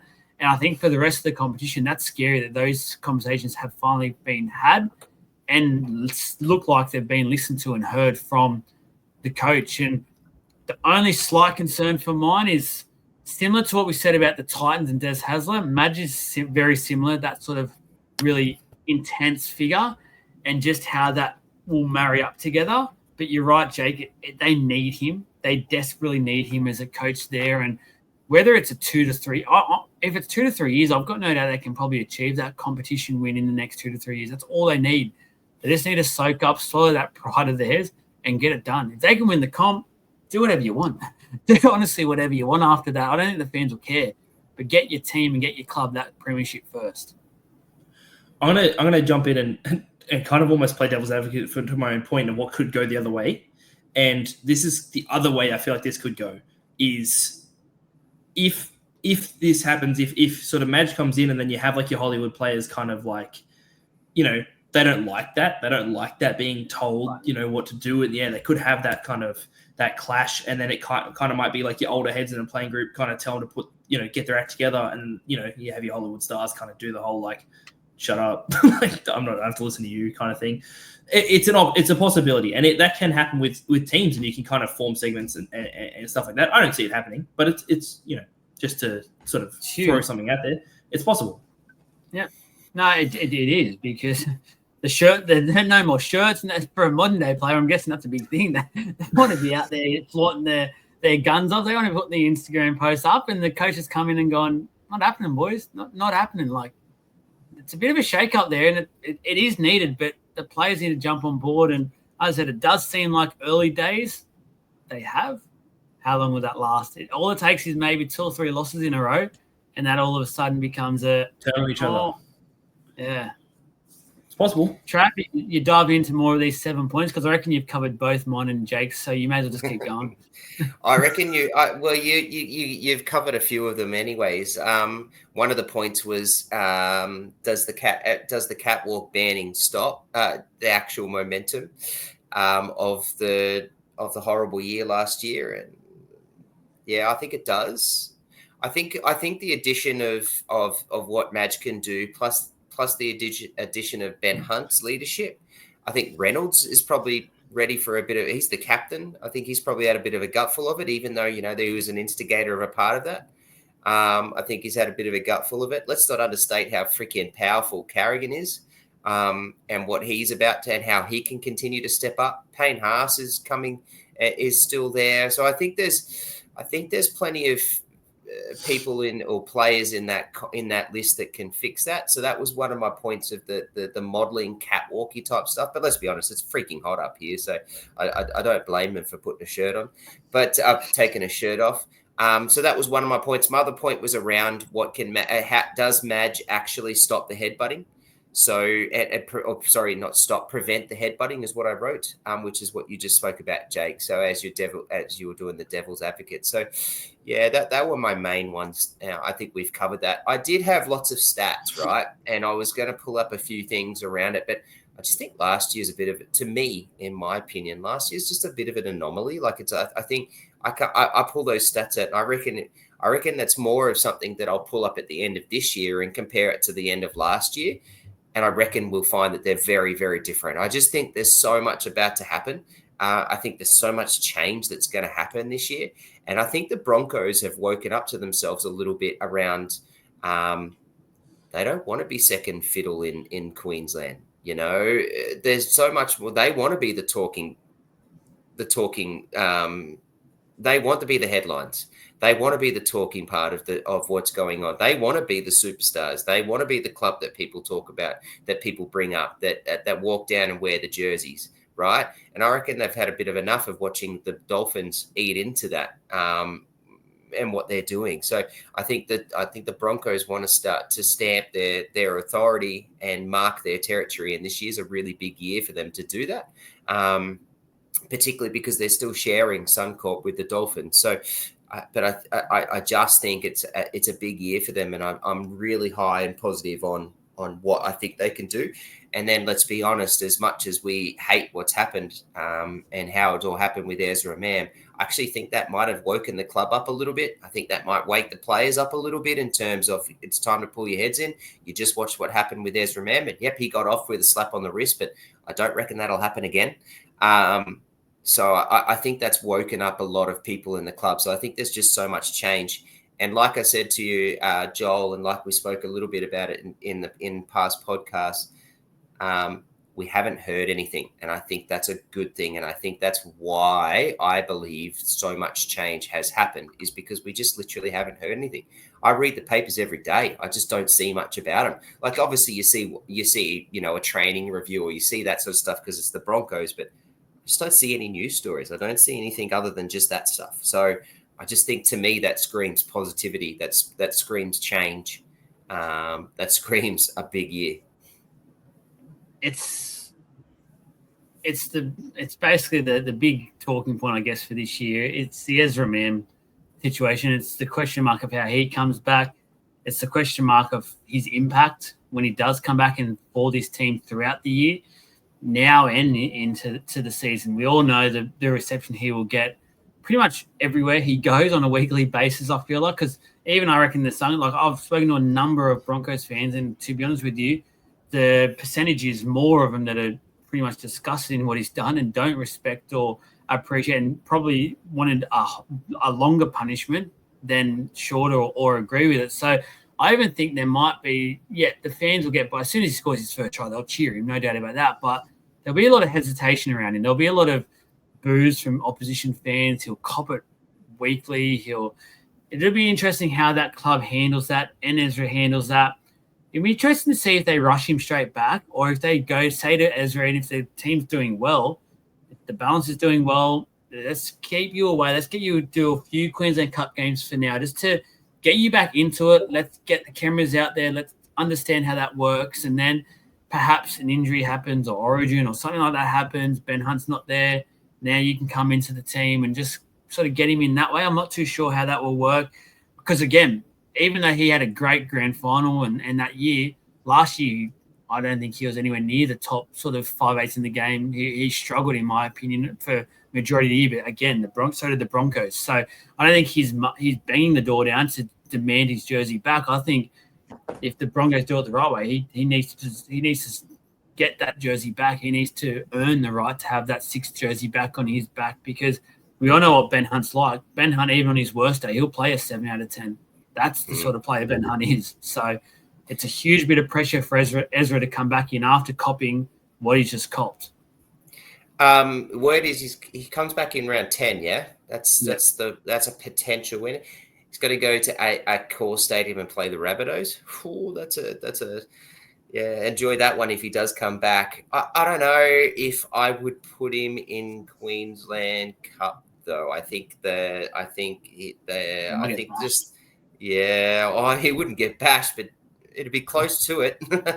I just don't. Yeah, and I'm not having a go at the the Resi's comps and stuff like that, and the state leagues, but just think that they don't really care that much out there. It would be definitely. So I'm not sure that's the right place to bring him back either. I think he's going to be training. He'll be bloody training hard, right? So he's not like he's not allowed to train either. So there, but just if he does come back in round 10, round 11, so count these games, right? So round 11, he plays Suncorp. He's got a bye. Suncorp round 14, bye. Suncorp round 16, Suncorp round 17.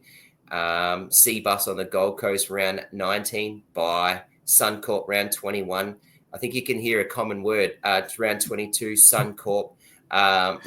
Then he's got, then it basically becomes Amy Park, Suncorp, McDonald's, goes to Townsville, Suncorp. He plays 9 out of that, plus the 3 buys, all at Suncorp from around 10 to 17, so 27. So I don't think it's too big a deal. I think maybe once every 3 weeks he might cop a bit of a flogging, but he ain't going to get one at the Broncos stadium. And most of the Broncos will probably go down to Seabus and to at the Titan. So I think he'll be okay.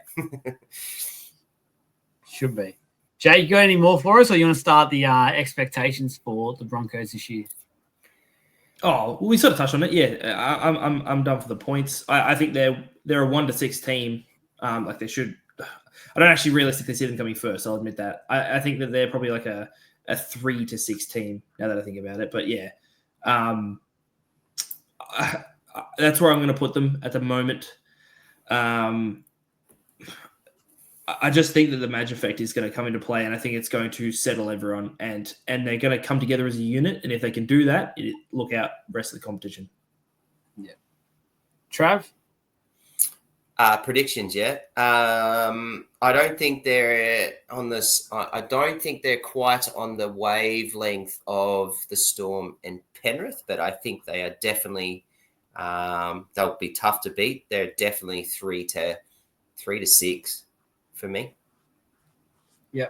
I did it for Monday. I just want to do a quick little shout out for Payne Haas as well, because he's obviously going to do a hell of a lot on his personal front, and he's just grown immensely as a human being. I feel like the last 12, 18, 24 months, what he's gone through, what he's continued to deliver on. The role model he's become for his siblings and as a father and things like that as well. So just shout out to him. Hope he has a bit of an easier year on that front and can hopefully translate onto the field as well. For mine, I've got him at the top 8, a little asterisk about just swallowing that pride of theirs and make, if they can, sky's the limit for this group. They could be a real danger for these real top teams.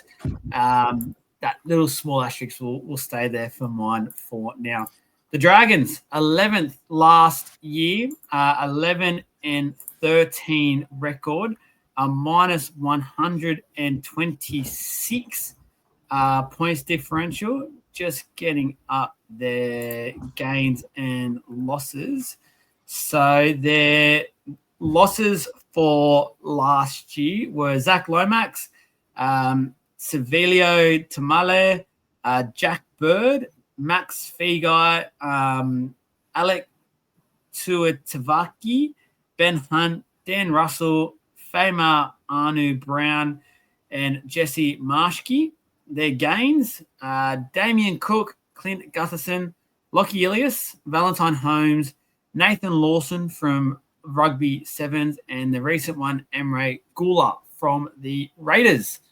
Now, I guess the big talking point to start off with is these signings. A lot of them experienced, I guess we're saying age stars. Their question mark is their best behind them. Is it good or bad? Because the good part is the fact that they've got that experience in their team now. They've obviously lost Lomax and Hunt, but they can probably spread the load a little bit, in my opinion. But the bad is if they've got all these players and they've signed them for 2-3 year sort of contracts and they have to stick with them and it doesn't work out and they are over the hill, it's a long time to have these players and that's impacting some of these younger kids coming through. There's two ways to look at these signings. I love them the short term, but for probably this year, and we're doing a preview for this year, I do actually like majority of their signings for this year. I think it helps them. It's probably looking further down the track. I'm a bit worried about it, but Jake, thoughts? Well, yeah, what I'll say, because we are doing a season preview, what I'll say for this year is they have signed at least 2 of their big signings of like the sort of the Val, Gutho and Cookie. In Gutho and Cookie, they've signed proven hard workers. They've signed like those players who on and off the field have been proven to, like, they train well, they fight for every win, they fight for every scrap in a game, they're competitors, which I think they haven't had. I mean, they kind of traded 2 for 1 because Ben Hunt was like that, but they've just kind of got an additional one because Ben Hunt was sort of doing that, but he was there for a long time, and they've kind of traded an old halfback who just tried to grind for the entire 80 minutes for a fullback and a hooker who will do the same sort of job. They've signed sort of players who the younger players in the squad hopefully can look up to and can follow that example. And in an ideal and in a perfect world, they will follow that example and they'll succeed. That's not what I see happening, unfortunately. In terms of the preview, and if I'm being realistic with myself, if I'm being realistic with myself, that's not what's going to happen. They lacked quality before, and now that they've lost, Ben Hunt and Lomax, they haven't really. I wouldn't say they've upgraded. I'd say they've basically just kind of traded like for like in terms of maybe traded like for like, if not possibly kind of gone down a little bit. And that hurts me to say as a Gutho fan, but he's getting older with the injuries and stuff that he's had. That probably his best football is behind him. Unfortunately, love the guy, but it just is what it is. So yeah, personally, I see this being a tough season for them. I'll sort of not segue, but I'll sort of add to that is their halves. Like they have no proven game winners in their halves. They have halfbacks who sort of other clubs have looked at and gone, we don't want you, and they've kind of gone, yeah, sweet, I guess we'll take them and we'll put them together. Like I struggle to see them doing as well as they did. Well, I say as well as they did this year. They're not going to go as high as they did this year, in my opinion. Trav? You've done everything. Thanks, Jake. Well Sorry. Let's go to the next one. You basically, that's it. Like, I suppose the only thing maybe to talk about there's two probably. I thought Shane Flanagan's coaching performance last year was so underrated. We talked about that he did a good job. But my gosh, you look at that list and what he still did with that list. Like they He's a coach. He's a coach. They should have been in the finals. They should have played. Like that's on the players not turning up for the last couple of weeks, right?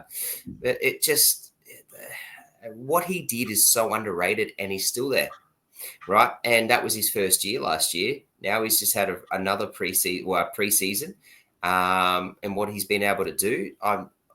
I'm just excited to see what the Dragons can do, just because of how bloody good he is as a coach.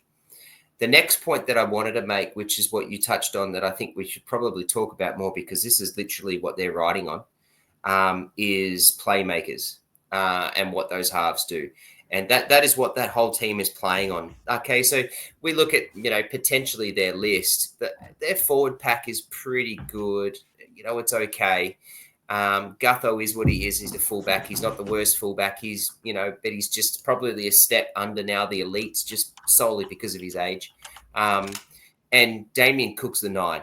I think Little is so hard done by the fact that Cook's there for what he did last year. And so I think something needs to be figured out with that. But what Ilias and what Flanagan do and how they do it this year is really what is going to either derail their team or keep them sort of where they are, if not maybe a little bit closer to the 8. And it's all riding on what happens in their 6 and their 7. It's only so much Gutho's going to be able to do, right? We saw when Gutho's got to carry a team, you saw what he had to do and what he could do to carry that team. And he did that last year for Para. There's only so much of what Damien Cook, I think, can do. There's only so much what Stewart, DeBellin, and that pack can do. It really, this rides on the halves in Flanagan and Ilias. And I think that's one of the biggest watching points I'm keen to see this year across the whole NRL, as to what those two can do. Because they solely they dictate what this Dragons team's going to do. 100%. And the other big thing is they've gone all in on both of these players. And normally when you see teams go all in, it's like they've signed a top 2 or 3 playmaker. These two are guys that probably would not demand anywhere near your top sort of playmakers. It's fair to say on the open market, there'd be essentially backup options for a lot of clubs out there, not trying to be disrespectful there. That's the way it is. If you rate them, they're probably last when it comes to halves pairing in the competition, and they don't have any depth. So this doesn't go right. It's chucking basically a complete rookie into the mix and hoping it works. And that's pretty dangerous to come into a season for. And again, you make a hugely valid point, Trav. Do not question Shane Flanagan as a coach. I think he's demanded a lot of respect now. Obviously, he's got his past and whatever's happened back then. But one thing he's proven, he can damn well coach, and he can get the right players to go above and beyond what their capabilities are. And he's done that on a number of bases now over a number of clubs, and he's got those runs on the board. So you respect that. But you can't look past it. Like, you're going into a season of Ilias and Flanagan as your halves, and if it doesn't work, you're getting untried rookies to come in and hope they can, if they need to, get through 27 weeks of NRL football. That's a lot to ask. And both of them have got their careers on the line, because they're about to welcome one Mr. Atkinson, who's their savior apparently. So it's such a big, and it's another point as to why I think this is one of my top 3 watch points across the NRL, because I can just see so much happening, and it's so intriguing. Either they become mediocre, middle of the pack, and that holds them steadfast and holds them to be a little bit. They bomb out, and that literally watch that whole team bomb out. or they're amazing, and then anything can sort of happen for the Dragons. Where I don't think that they're definitely not, top 4 or anything like that. But anything could happen if they become amazing, and then welcome Dan Atkinson next year. So it's an interesting story, and I'll just quickly say, which I said I think in the players one last week, but I think Gula is going to come out next year at the end of this year as the most underrated signing. If I was the Dragons, I'd be doing whatever I can right now to push this early release for Atkinson. I would be trying to do whatever it takes because it's just a huge gap. I can't get past it. It's just ridiculous to go into a season with the options that they currently have. But they just re-signed Flanagan, and they've signed Ilias for 3 years, haven't they? So yeah, well, I know the Sharkies would not want to get rid of it. They're in a premiership window. They're wanting to win the comp this year, so they want that depth there, that quality depth. So I can understand them holding firm. Just bomb the Dragons. I'm trying to do whatever I can to go, we need you. We need you right now. One final point on the Dragons before we do our expectations. I just want to touch on look, the Gula signing, I understand it. I think it's definitely a nice little underrated. He'll get through his work perfectly. That's fine. I just think they're an enforcer short. They're in one of those big top dog forwards who intimidate and have forward packs going, I don't want to verse him this week. They just don't have it, and they haven't had it for years now.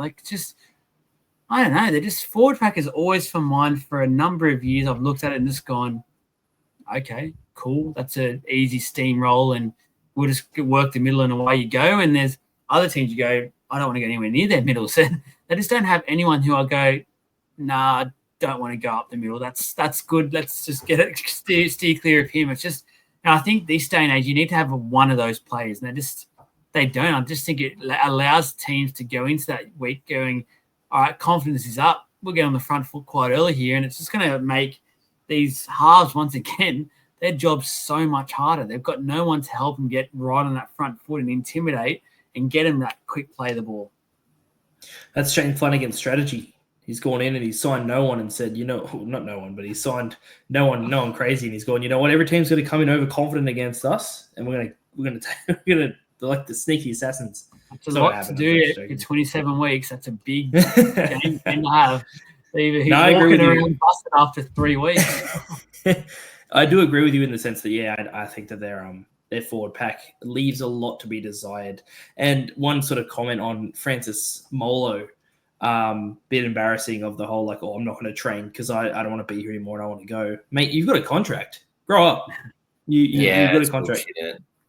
Grow up, mate, honestly. Sorry, but not to... No, I don't really want to say, but who are you? He hasn't set the world on fire, and he's trying to demand that sort of stuff. Come on. Calm down, bro. Yeah, no, you're a prop, mate. You just get back out there and run hard. Calm down a bit. Trav, do you want to kick us off with your expectation for the Dragons? Same. I will go the steep fall to the bottom. It's going to be a tough season. I feel like that bottom 4 will be a number that's around the Dragons for majority of this year, if not all of it. Jake? Bottom 2. No spoilers here, thank you. But there you go. Flip the coin, guys. Let's see what number you come up with. I'm not giving you I'm not giving you the official number. Bottom 2. but I've already said that the Knights and Para play for the Spoon Bowl in round 27. You did say that. That is true. It doesn't make sense, Jake. Mate, we're not here for your hate. Thank you. Alrighty, the Dolphins steaming through this one. 10th last year, 11 wins, 13 losses, -1. So just got on the negative points differential. Their losses, a few here actually. I was surprised when I looked at this list. Tavita Pengai Jr., Edric Lee, Ewan Aitken, Jared Wallace, Jesse Bromwich retired, Tessie New, Valence Tafare killing it in Japanese rugby. He's turned into the Incredible Hulk over there. They can't control him. Jeremiah Sibikin, Anthony Milford, and Robert Jennings. The Gaines, Junior Tupu from the Tigers, Kulakefu Finefinoaki from the Cowboys, Daniel Saifiti from the Knights, and Max Feguy from the Dragons. Jakey boy, to kick us off, where are we going with the Dolphins? It's funny. I don't see. There's nothing that impresses me. There's not. I shouldn't say nothing. There's just not that much that impresses me in their team. I guess what I think the case is that they are one really quality 5/8 short of sort of being something special in the comp. My first sentence was wrong. There is stuff that impresses me, but I say I think their halves. I think Isaiah Katoa is improving out of sight, and I think that he's going to be something very, very special. He's only going to get better. He's got that kicking game that just makes you just go like the distance on his kicks are crazy. But I think Cody Nikorima, as a long-term solution in 5'8", don't get me wrong, I think he played quite well last year. But I don't know what it is. I don't think that he's the big solution there. I think they need to get someone else across to kind of to get there and maybe put him in that 14 role where he comes in and does a bit of impact and some running and things like that. But I don't know. I struggle to find talking points for the Dolphins. I guess my main one would sort of just be that, do they need somebody else in that 6 or can they do, what can they do? Actually, no, I remember what my other big talking point was, the Wayne Bennett effect of when he leaves a club. Will that affect the Dolphins negatively? Mate, you're stolen 2 of my talking points already. So, I'm so sorry. I'm so sorry. Look, I love the Katoa shout out. I think it's his time to shine, and that's crazy to say because he's still so young. Like in terms of playmakers, and when they hit their prime and when they peak, he's nowhere near that age yet. But it's sort of in a way, he feels like he's been around for that. It's his 3rd season now into the top grade, and it's really his time to take control. I think he showed patches of it with Tonga so far where he's taken a bit more of the weight. He's had a couple of really good games last year, but then I think perhaps faded away a little bit towards the back end of the year when the Dolphins need him. Interesting when you talk about the 5'8" side of it. It feels like I think they toyed with the idea of Averillo there last year at the back end, the last game or two. Which I didn't like. Sneaky whispers that might be happening again. I don't know. I feel like they might have liked the way that, and they've got some good signings there. They've got Junior too, but they need to find a spot in that back line, I feel like. And there's talk Bostock has been training at centre, so I feel like they might be leaning towards Averillo back at that 5'8" mark, and maybe Cody coming off as a 14 that role and going back to maybe being a 20-minute stint at hooker and being that elusive sort of player, and then providing some depth in the halves if needed for HIAs, things like that. But yeah, I'm really looking forward to watching Isaiah Katoa again this year. I think he's building nicely, and we could be in for a really exciting quality year from Katoa where he starts to go, this is why everyone was speaking about me for so long. This is why they've put so much time and effort into me and money. It's time to go. I'm looking forward to it. Trav? Yeah, I couldn't agree more there. I said like at the end of last year in our review of the year that I thought one of my big predictions, I had 2 of them. But my big one was the improvement in Katoa, where he puts himself into the elite halfback category. Obviously, he's not as good as the top echelon of that, but those guys are some of the best that's ever played. But this is a year for him, and it's his team. He showed towards the end of last year the improvement that he's got. He certainly showed that in the international series of the improvement that he's having and where he's at. I think he's ready to go. I don't mind Nick Arena. I thought Nick, as you said, Jake, I think Nick Arima had a really good year last year. I don't mind him. I'm interested to see how they play out. I thought 2024 for the Dolphins was really good. I think it's going to get even better, and I'm very high on the Dolphins in terms of what they've got and what they can produce. On paper, their list is really good. They had like 5 or 6 dudes who scored more than double-digit tries. Like that, it's incredible, right? That they had that. It's just amazing how many dudes they had that scored tries across that team. And I think Herbie Farmworth led that with 20, and he's only going to get better again. So,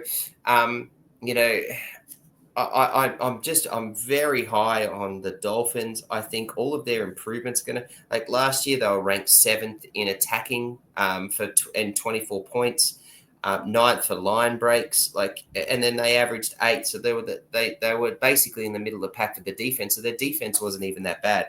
I just think it's going to get better, and I actually don't think Bennett and any issues there with him leaving is gonna roll over. I think the coach was built and he was developed for that specific reason. We all knew that Bennett was only going to be, you're going to start this club and start us off. I'm going to sit here and basically live in your pocket and learn literally everything. And when it's my turn to shine, it's my turn to shine. And he's ready to go. So I'm very high on what the Dolphins can do. And I think I'm even more high because there's just so many guys on that list that I'm really eager to see the improvement of, which leads to my point of youth improvement. I'm just keen to watch how much Herbie improves. I'm very high on Hammer, although he's very lucky that he's getting fullback this year because I think that's Fuller's spot. But I'm very high on Hammer. I think Hammer's got a big year coming up because he wants to lock that fullback because he clearly wants to be a fullback in NRL. I'm very high on Bostock. I'm very high on Finafuaki. I'm very high on Gilbert. I'm very high on Platt. There's just such a big list of guys that I'm really keen to see improvement this year. And the Dolphins have got that. I can't wait to watch them. It's a very exciting backline. I think that excites a lot of people. You look at that on paper and there's skill, there's speed, there's just the makings of what you want in the backline, and the Dolphins have it. They've got quality. There's quality pretty much all over the park, but there's part of me that's really excited about the Dolphins, but there's also a part of me that's a bit worried for some reason. I don't know where I sit with them. I feel like they're the team this year for me that I just have absolutely no idea what's going to happen with them. And it's still in my head a little bit because I actually really, on paper and the way I'm looking at their team, excites me. It's a lot has to do with, I think, the way Katoa plays this year. I don't want to put pressure on him, but a lot will depend on, because there is a bit of question mark for their halves, in my opinion, just naturally so when you look at either it's going to be Nikorima, Avarilla if he's 5'8", and then Katoa as well. There's going to be a fair few question marks there, but we will see. There's only so much Fine Words can do, if we're being honest. He can't do every single thing every week. He'll be a marked man, and he's got the quality. He can probably get around that. Just be interesting to see what happens. But yeah, I'm pretty much good with those two. Anything else to add, Jakey or Trav? I just quickly jump in and say that I got my stats wrong. Farnworth didn't have 20 tries last year, but he played 20 games. But so I got the stats wrong. But again, it's still, the point is that they had so many players score 10 plus tries. It's only going to get better this year. Jake? No, like I said, I struggled a little bit to come up with the points for these guys because, like you said, they are such. It's almost like they're an unknown. Like they realistically could go kind of either way. But if you want my sort of where I am going to put them, go ahead. I'm sitting them in 9th to 12th. I'm not making them. They're not making the 8, in my opinion. Trav? I don't see. I was going to say, sorry. I don't see Bennett leaving and them improving. I see that staying the same or dropping. Trav? Do you mind if I give you 2? Go ahead. All right, two predictions. First one is ladder position, I think 5th to 8th. And Isako leads the try scorers for the year. I think he gets back. Nice. He's back. He's done it Getting before. into the coaches, he's back. Travis declaring it. Honestly, I'm just going to say I don't know what to say. My prediction is the great unknown. I'm kind of with you. I just don't know. I want to put him in the 8, and I'll be in the good books with the misses if I put him in the 8. But I just don't know. There's so much there I can actually see it. I can really believe it and read it and expect that. But there's also a part of me that's going, if those halves don't work, it's going to be a hard year. It's going to be a bit of a slog year because so many teams around it that we've already spoken about so far that have all finished below them, in my opinion, have improved quite a bit. So just be interesting what happens. I'll go anywhere from 6th through to 16th. It could be anything. Absolutely no idea. You have to see my ladder prediction for what I end up putting the Dolphins, locking them into. The last team of the podcast, the Canberra Raiders, so 9th last year. They had a 12-12 record, so 12 wins, 12 losses. This is the ugly part for them, minus 127, and they finished 9th. You are not hearing that incorrectly, minus 127. That is disgusting, and a big reason why they didn't play finals football in the end. Their losses, Elliot Whitehead, Nick Kotrich, Zach Wolford, Adrian Trevelyan, Jordan Rapana, Hahepa Puru, James Schiller, Peter Holler, and Emra Goulet, just recently with the Dragons, obviously. The 2025 games, Ethan Sanders from the Eels, Miles Martin from the Knights, and Sevilio Tamale from the Dragons. I believe there is one more, though, that the NRL, this is all from the NRL official site. They signed the Pommy again. They signed the, what's his name? It's, they don't even have him here. So maybe his contract isn't official yet. We'll need to check that out with the NRL, actually, because that could be a booger or that could be a bit of a story there. That Are you talking about Nicholson? Yeah, Nicholson. Yeah, no, he's there. He's not mentioned as a signing, though. He signed this year, didn't he? He's new signing for him. He's one of their biggest signings. Yeah, he's not in there in the list that I'm reading, which is the NRL official site. So, what position does he play? Anyway, he's a second row. He's a back row. Yeah, back row, second row. And that's a bit different. Matty Nichols, yeah, there he is in the team list, but of the team sheet. But anyway, that's an interesting one. Someone's getting sacked. I love signing the Pommies over there. So I mean, yeah. So I think it was one of your points you said is a big reason. The point differential was one of the big reasons why they didn't make the 8. It is actually the reason they didn't make the 8.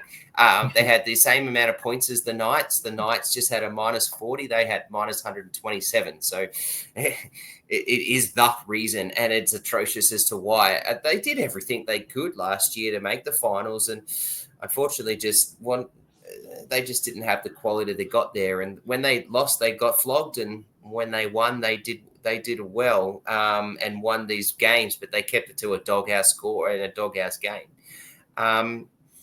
This year is going to be much the same. There's a lot of people talking about the Raiders and that they'll be in the bottom. And I think that's just because you look at that list and you don't overly see like star potential other than Tarpany, and there's just it's Canberra. Like we're not overly interested in reading about it, or no one wants to go there and watch it. Like it's Canberra, right? So like you don't really look into that list. But when you're someone like us who are diehards who look at that whole team. You go through that. Like Kaya Weeks is no spud. Simoko's no spud. Chris is no spud. Savage is no spud. Strange is very high. Like people are talking about him being, one of the next big things. Like they're Jamal Fogarty. Like Joel, you froth at the mouth when you talk about Jamal Fogarty. My points. Tom Starling was good towards the end of the year, and for when he played last year in the 9, Tarpany's top 3 FRF in the competition.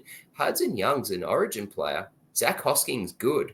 Morgan Smithy's had a pretty good year for coming over from Pommyland to enjoy it. And then they've gone and got Nicholson, who's they're very high on. And they get Horsburgh back this year, and Ricky Stewart and him must have had dinner and broke bread and fixed their relationship because for some reason he disappeared for a long time, but he's a gun in the making. But you look, so if you actually delve into that list, it's not a bad list. It's just because they're the Raiders and you don't really look into them.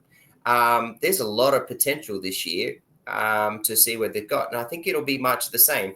I don't they're definitely not going to get worse. And I don't think in my head they're definitely not going to get worse. Do I think they're in for a shot in the finals? Yeah, I do. There's a few things to play out for that, and I think the big thing is, and one of the reasons why it didn't happen last year is back on the play of Fogarty and whether he can stay healthy. Because when he stays healthy, they win, and when he's not healthy, they lose. Right? That was very simple last year, and the stats prove that. They won way more than they lost when they had him, and they lost way more than they won when he wasn't there. So clearly, he was that good.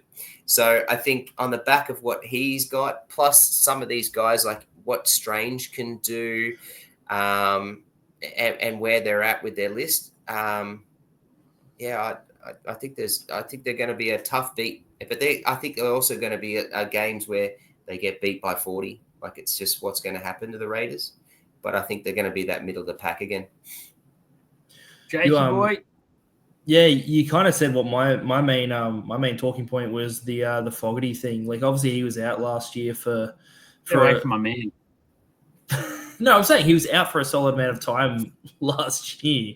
But you could tell them, you could see the difference in the side when he wasn't there. Like it was, they almost, when he wasn't there, they crumbled. They were just like, what do we do? Like, how do we play football again? Like, when they didn't have him, and on the back of it, his like crazy monster bombs and stuff that he was doing, like getting them on the, throwing a bit of stuff at the other team. Yeah, like the main thing for them is that their whole team can stay healthy, which is not really something you can predict at all. I think personally, they have two sort of exciting hookers, although I would probably swap their positions. I actually think Danny Levi should be their starting player to get them into the rhythm, and then Tom Starling should come in to inject that sort of unpredictability and that pace a little bit more, which is just the way I sort of like to see it. But in general, I think this season their squad really hasn't sort of changed all that much. I think it's interesting that they've gone with KO Weeks at the 1, because I know they obviously aren't going to put him in the halves. But one thing I sort of thought that might happen was they had that one spot open up, and I figured that maybe Chevy might get his crack. And I'm wondering if almost Ricky's kind of going like he doesn't want to be seen as somebody who's giving that shot sort of to his son. I don't know. I can't imagine that's the reason though, surely. But I think he would be the better choice, because KO is more of either a half or possibly that 14 role, because he could fit into the hooker role if he needed to. So potentially you'd almost be putting him in that 14 role and having Chevy at fullback, but that's not what they've decided to do. So I don't know. It's a tough one on where they're going to go as well. I think I agree with you, Trav. I don't think they're going to get worse. Is it a father-son? I don't think it is. I just think it's convenient last name. Chevy Stewart, they're completely different last names. Stewart is spelled different to Ricky Stewart. I fully thought, hold on, are you serious? Mate, I'll leave that in there, actually, everyone. You can it's 11:30 for Jake, but he's had a boo-boo there. Stewart is spelled like... Oh, my God. They're spelled it's different. No, they are spelled differently too. Oh my God. Yeah. Why did I think that? Right, what the heck? Just let you keep going. I've had my moment, so it's okay. I'll have my blonde moment for the potty. You gotta. Can you give me some credit? Can you give me some credit? It's 11:33 here, right? For you it's 10:30, but I gave you that, mate. Don't worry. Straight after this potty, I'm in bed. I'm with you though, because this time last year we're all getting told it was basically Chevy's spot for the taking, his jersey, and off he goes, and he's this huge talent. And we haven't really seen him since. Like, he had got that little shot. I don't think he did anything horrible. And then gone. But Kyle Weeks obviously did a great job. I've got to talk about my man quickly, though. Jamal Fogarty. Let's not kid ourselves. If he didn't get injured, they're not just a top 8 team. They're like a top 6, top 5 team. They were going great guns before he got injured. Like, it was ridiculous. But he's huge for that team. He's absolutely huge. I'd like to see what he can do moving forward, but I think he's just the main guy. Stays fit, they're in and about that 8 spot, because it's funny that the differential was what it was, because straight away you just think to yourself, when you're versing the Raiders, it's a dogfight. Like, it's one of those sorts of games. But they've obviously shown with these stats from like they can get smashed, and if you can get them on their bad day, you'll put points on quickly. And it's quite surprising because my big point I had written down was what a pack that they've got. Like that is ridiculous. When you look at that side, that forward pack on paper and what they've got there, that is ridiculous. You're going in there knowing as a forward pack, like we were speaking before about the Dragons one and how it's oh yes, sweet, that's an easy win. You're a forward pack versus the Raiders. You're going, I don't really want to go and do this week. Like I know that the best players love the challenge, but you're going, oh man, this is going to hurt the next day. This is not going to be pretty. So it's a great pack, and that's something that I feel like with Fogarty behind him steering the ship can keep the Raiders in a lot of games this year. And I feel like they'll 12 months down the track for some of these younger players, the Strange dilemma. Like I don't know where he ends up playing Strange because I think Ethan, by all reports, could potentially be the sixth for him moving forward. And I think that puts Strange into a centre position, which isn't a bad thing because if anyone watched that Origin performance, the under-21s, I think it was, he killed it. He was a great – I predicted him last year to be the centre. So I'm actually looking forward to him developing into a centre. I think his natural game is better suited to centre, not 5'8", and not making him make too many decisions. So that could also work out well for the Raiders and have two of these playmakers in the halves and letting these backline younger talent just run the ball, got skill. There's reasons to be excited about the Green Machine this year, but yeah, it's just that fact that they've got those smashings in them just has me a bit hesitant on them. Yeah, I agree. And I think I'm glad you mentioned Ethan because he was my next point, and he's in this next point of and it's a continuation of what I was saying around their list is that they've actually got depth in their list too. So as you said, they've got Ethan Sanders. Now, he's supposed to be really, really good.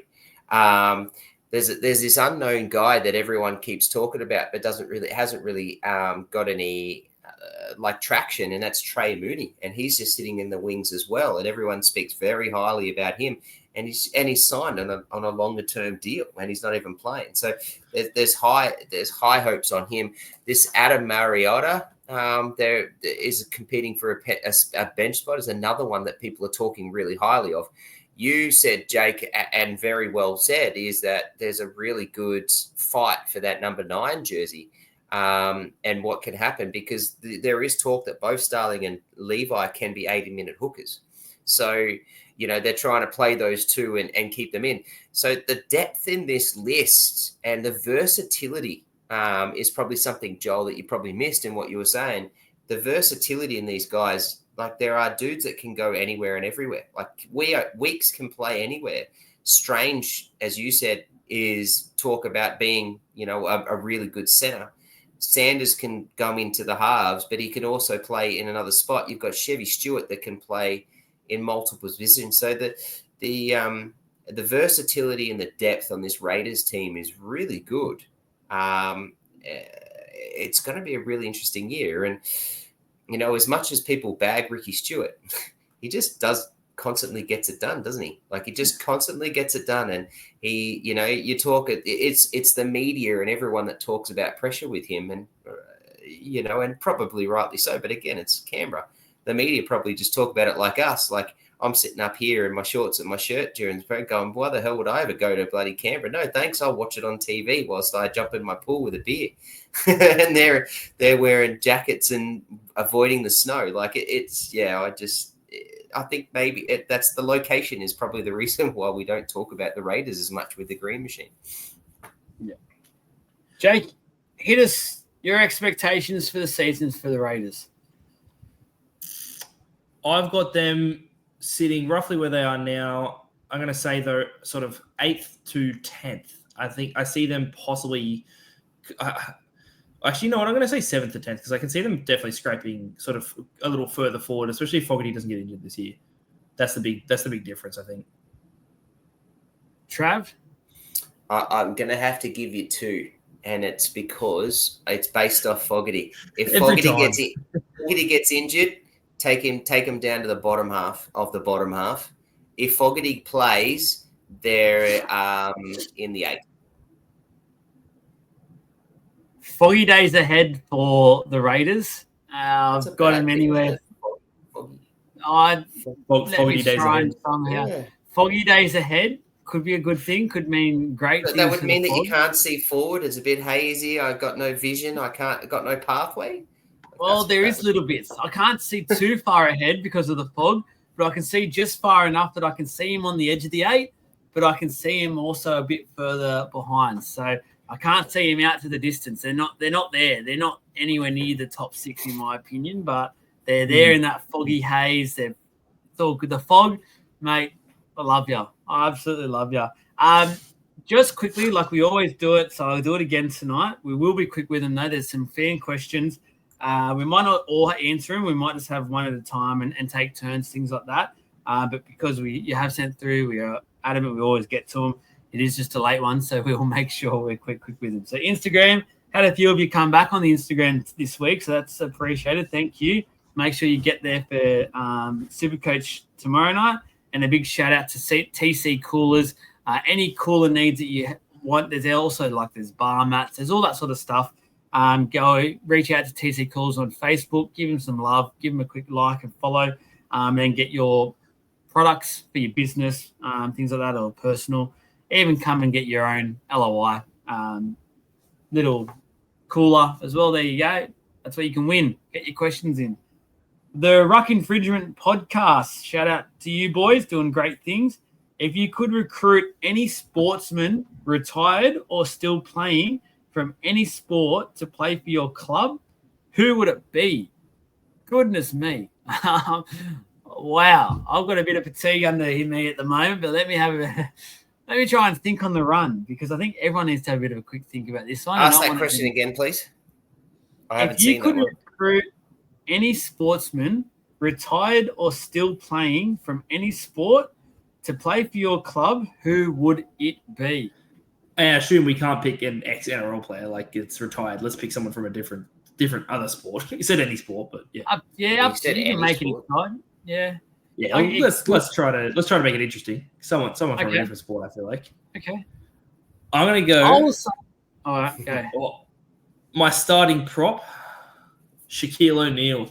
The big man. That's where I was going. No.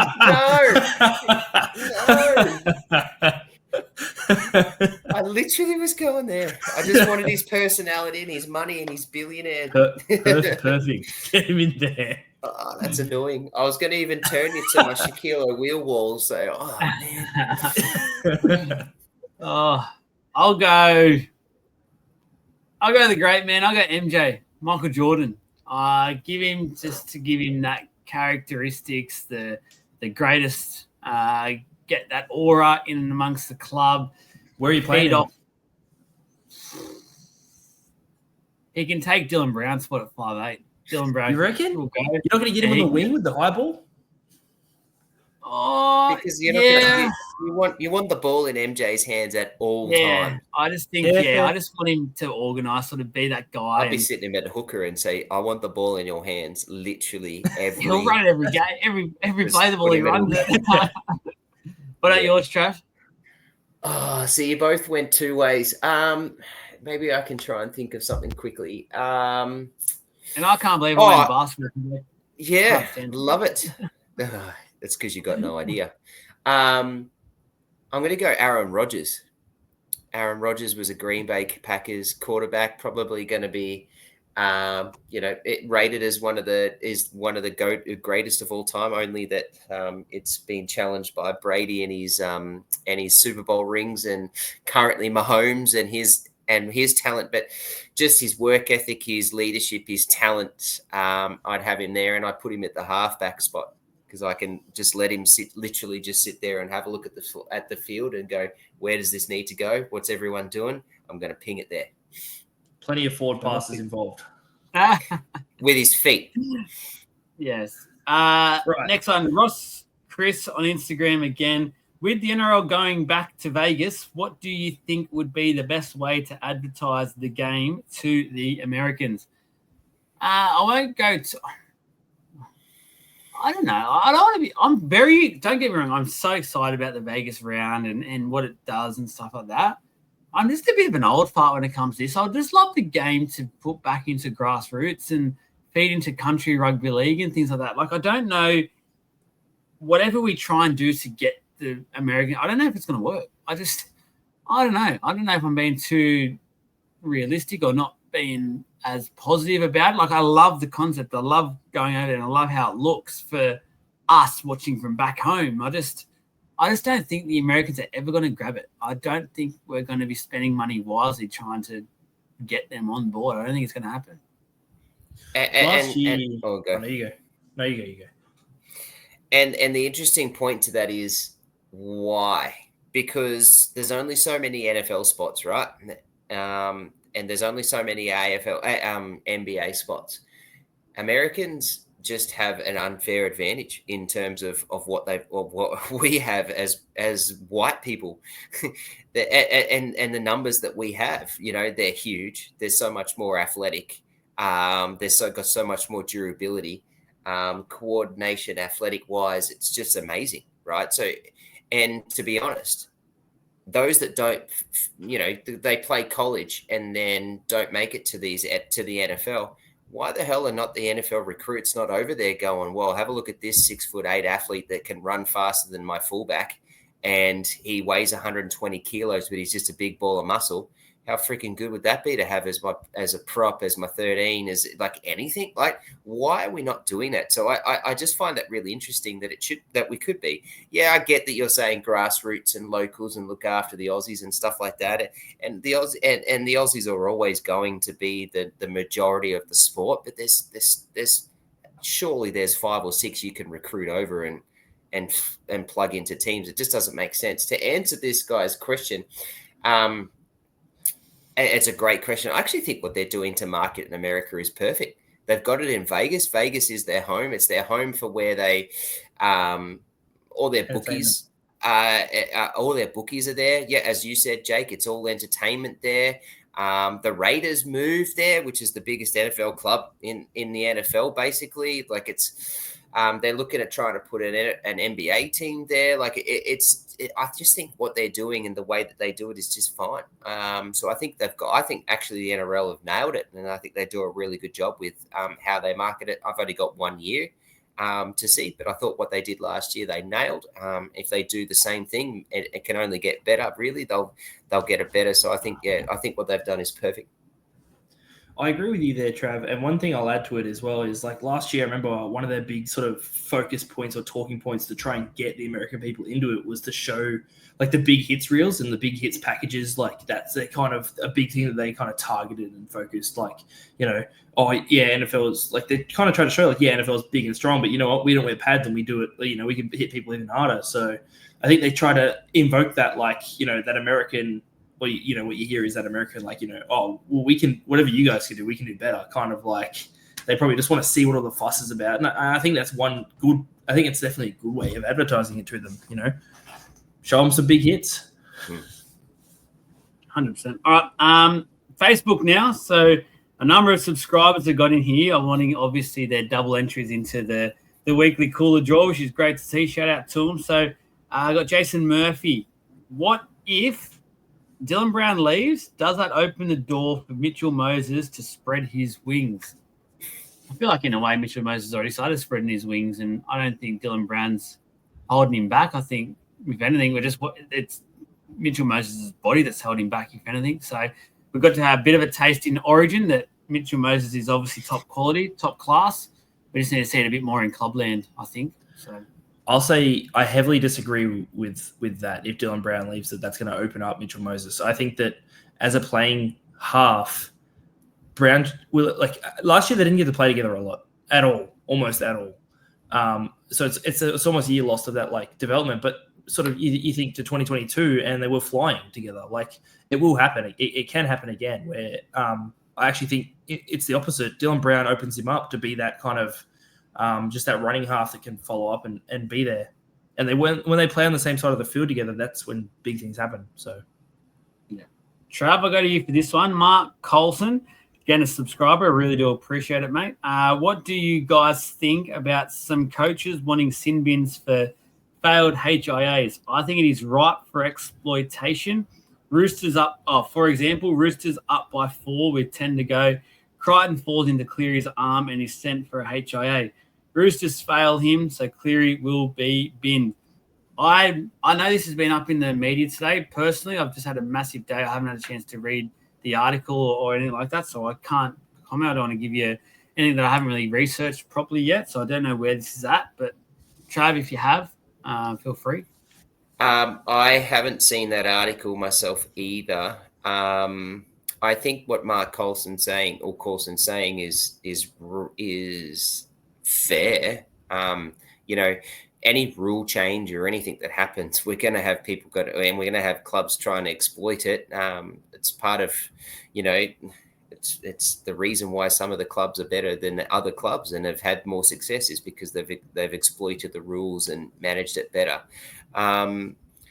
He's right. Like Crichton falls into Cleary's arms, sent for an HIA. Roosters fail him, so Cleary's binned. They also lose Crichton in that situation too. Yeah. So, like, it's like whilst I get the whole Cleary thing, what the point would be is that like if your 17's on the ground on the field, he goes and knocks somebody. He knocks them out, blah, blah, blah, blah. Like, I get it. Like, I get that would be a problem.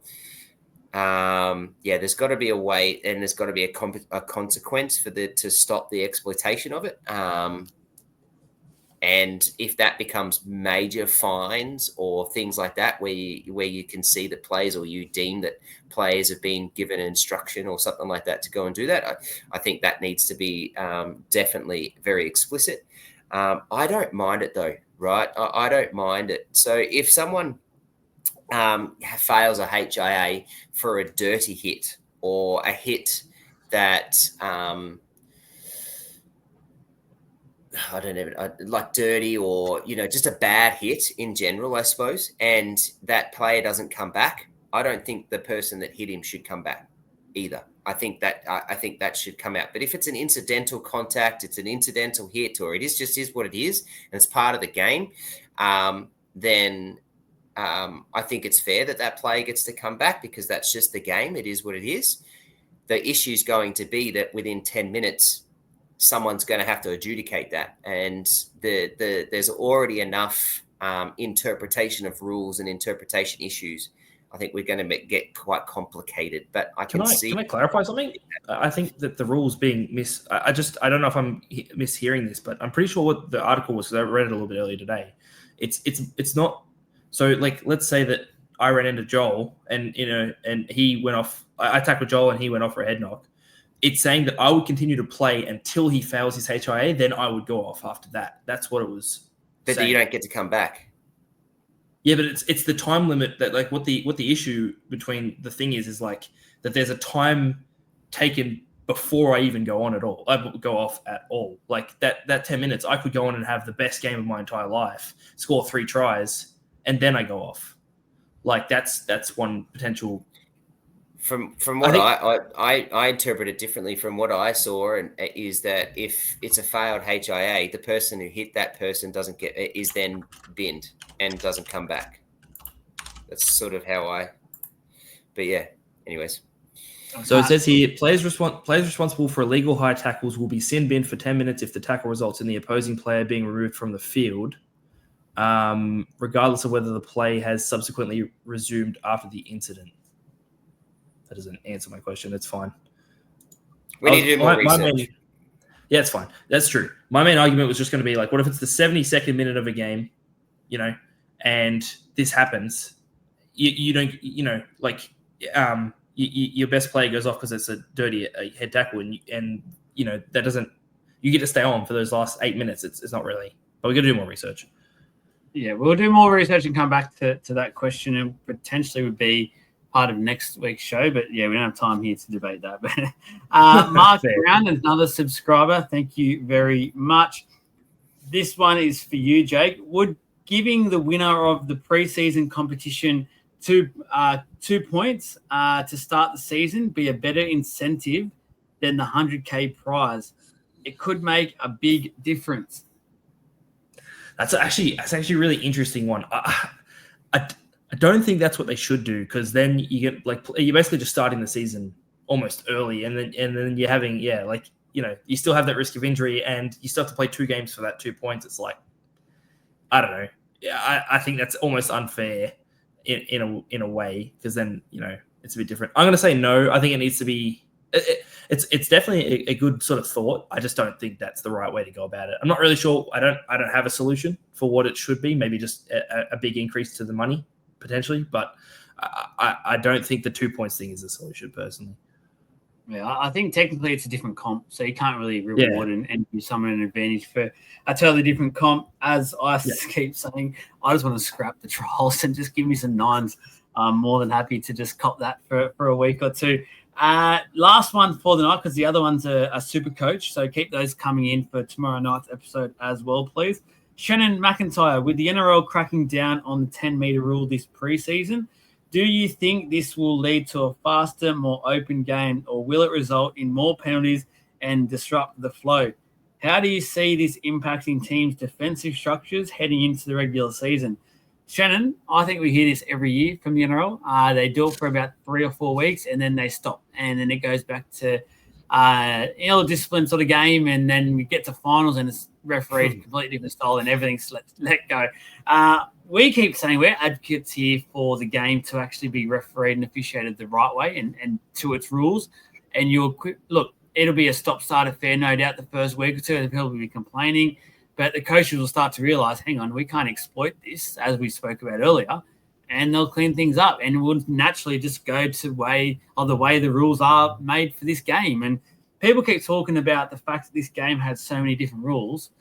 It kind of does, but it kind of only does because so many interpretations of rules. Like, if we just stick with the black and white of it, there's no real issues in my opinion. So, yeah, I think the crackdown, if it happens, yeah, okay, cool. I hope it happens for the entire year and not just for the first few weeks and it's forgotten about, like last year's the kicking, the one where downtown rule and stuff like that, where you could see it after about round 3. There was that many downtowners just not getting pinned. It was ridiculous and embarrassing for the game. So hopefully whatever rules they come up with, they stick to it. I'm an advocate for it. I don't care if it disrupts the game flow to start the season with. That's the coaches need a clip around the year to say, you know what, start actually doing the right thing and stop treating this game the way you are. But that's it. Thank you. Thanks, boys. It's been a big one. Thanks, guys, for listening. Again, smash that like, follow button through the social media pages, Facebook. If you're listening on podcast, add a comment as well. Get in around the page, the podcast. Really do appreciate everything you guys are doing. Again, we featured on the rating, the podcast ratings for Spotify on last week, and that's with basically all the big dogs back into it. So it was a bit further up. We'll admit to that. But again, to be in the top 50 is huge with all those. Again, those big dogs are right back into it, fit and firing.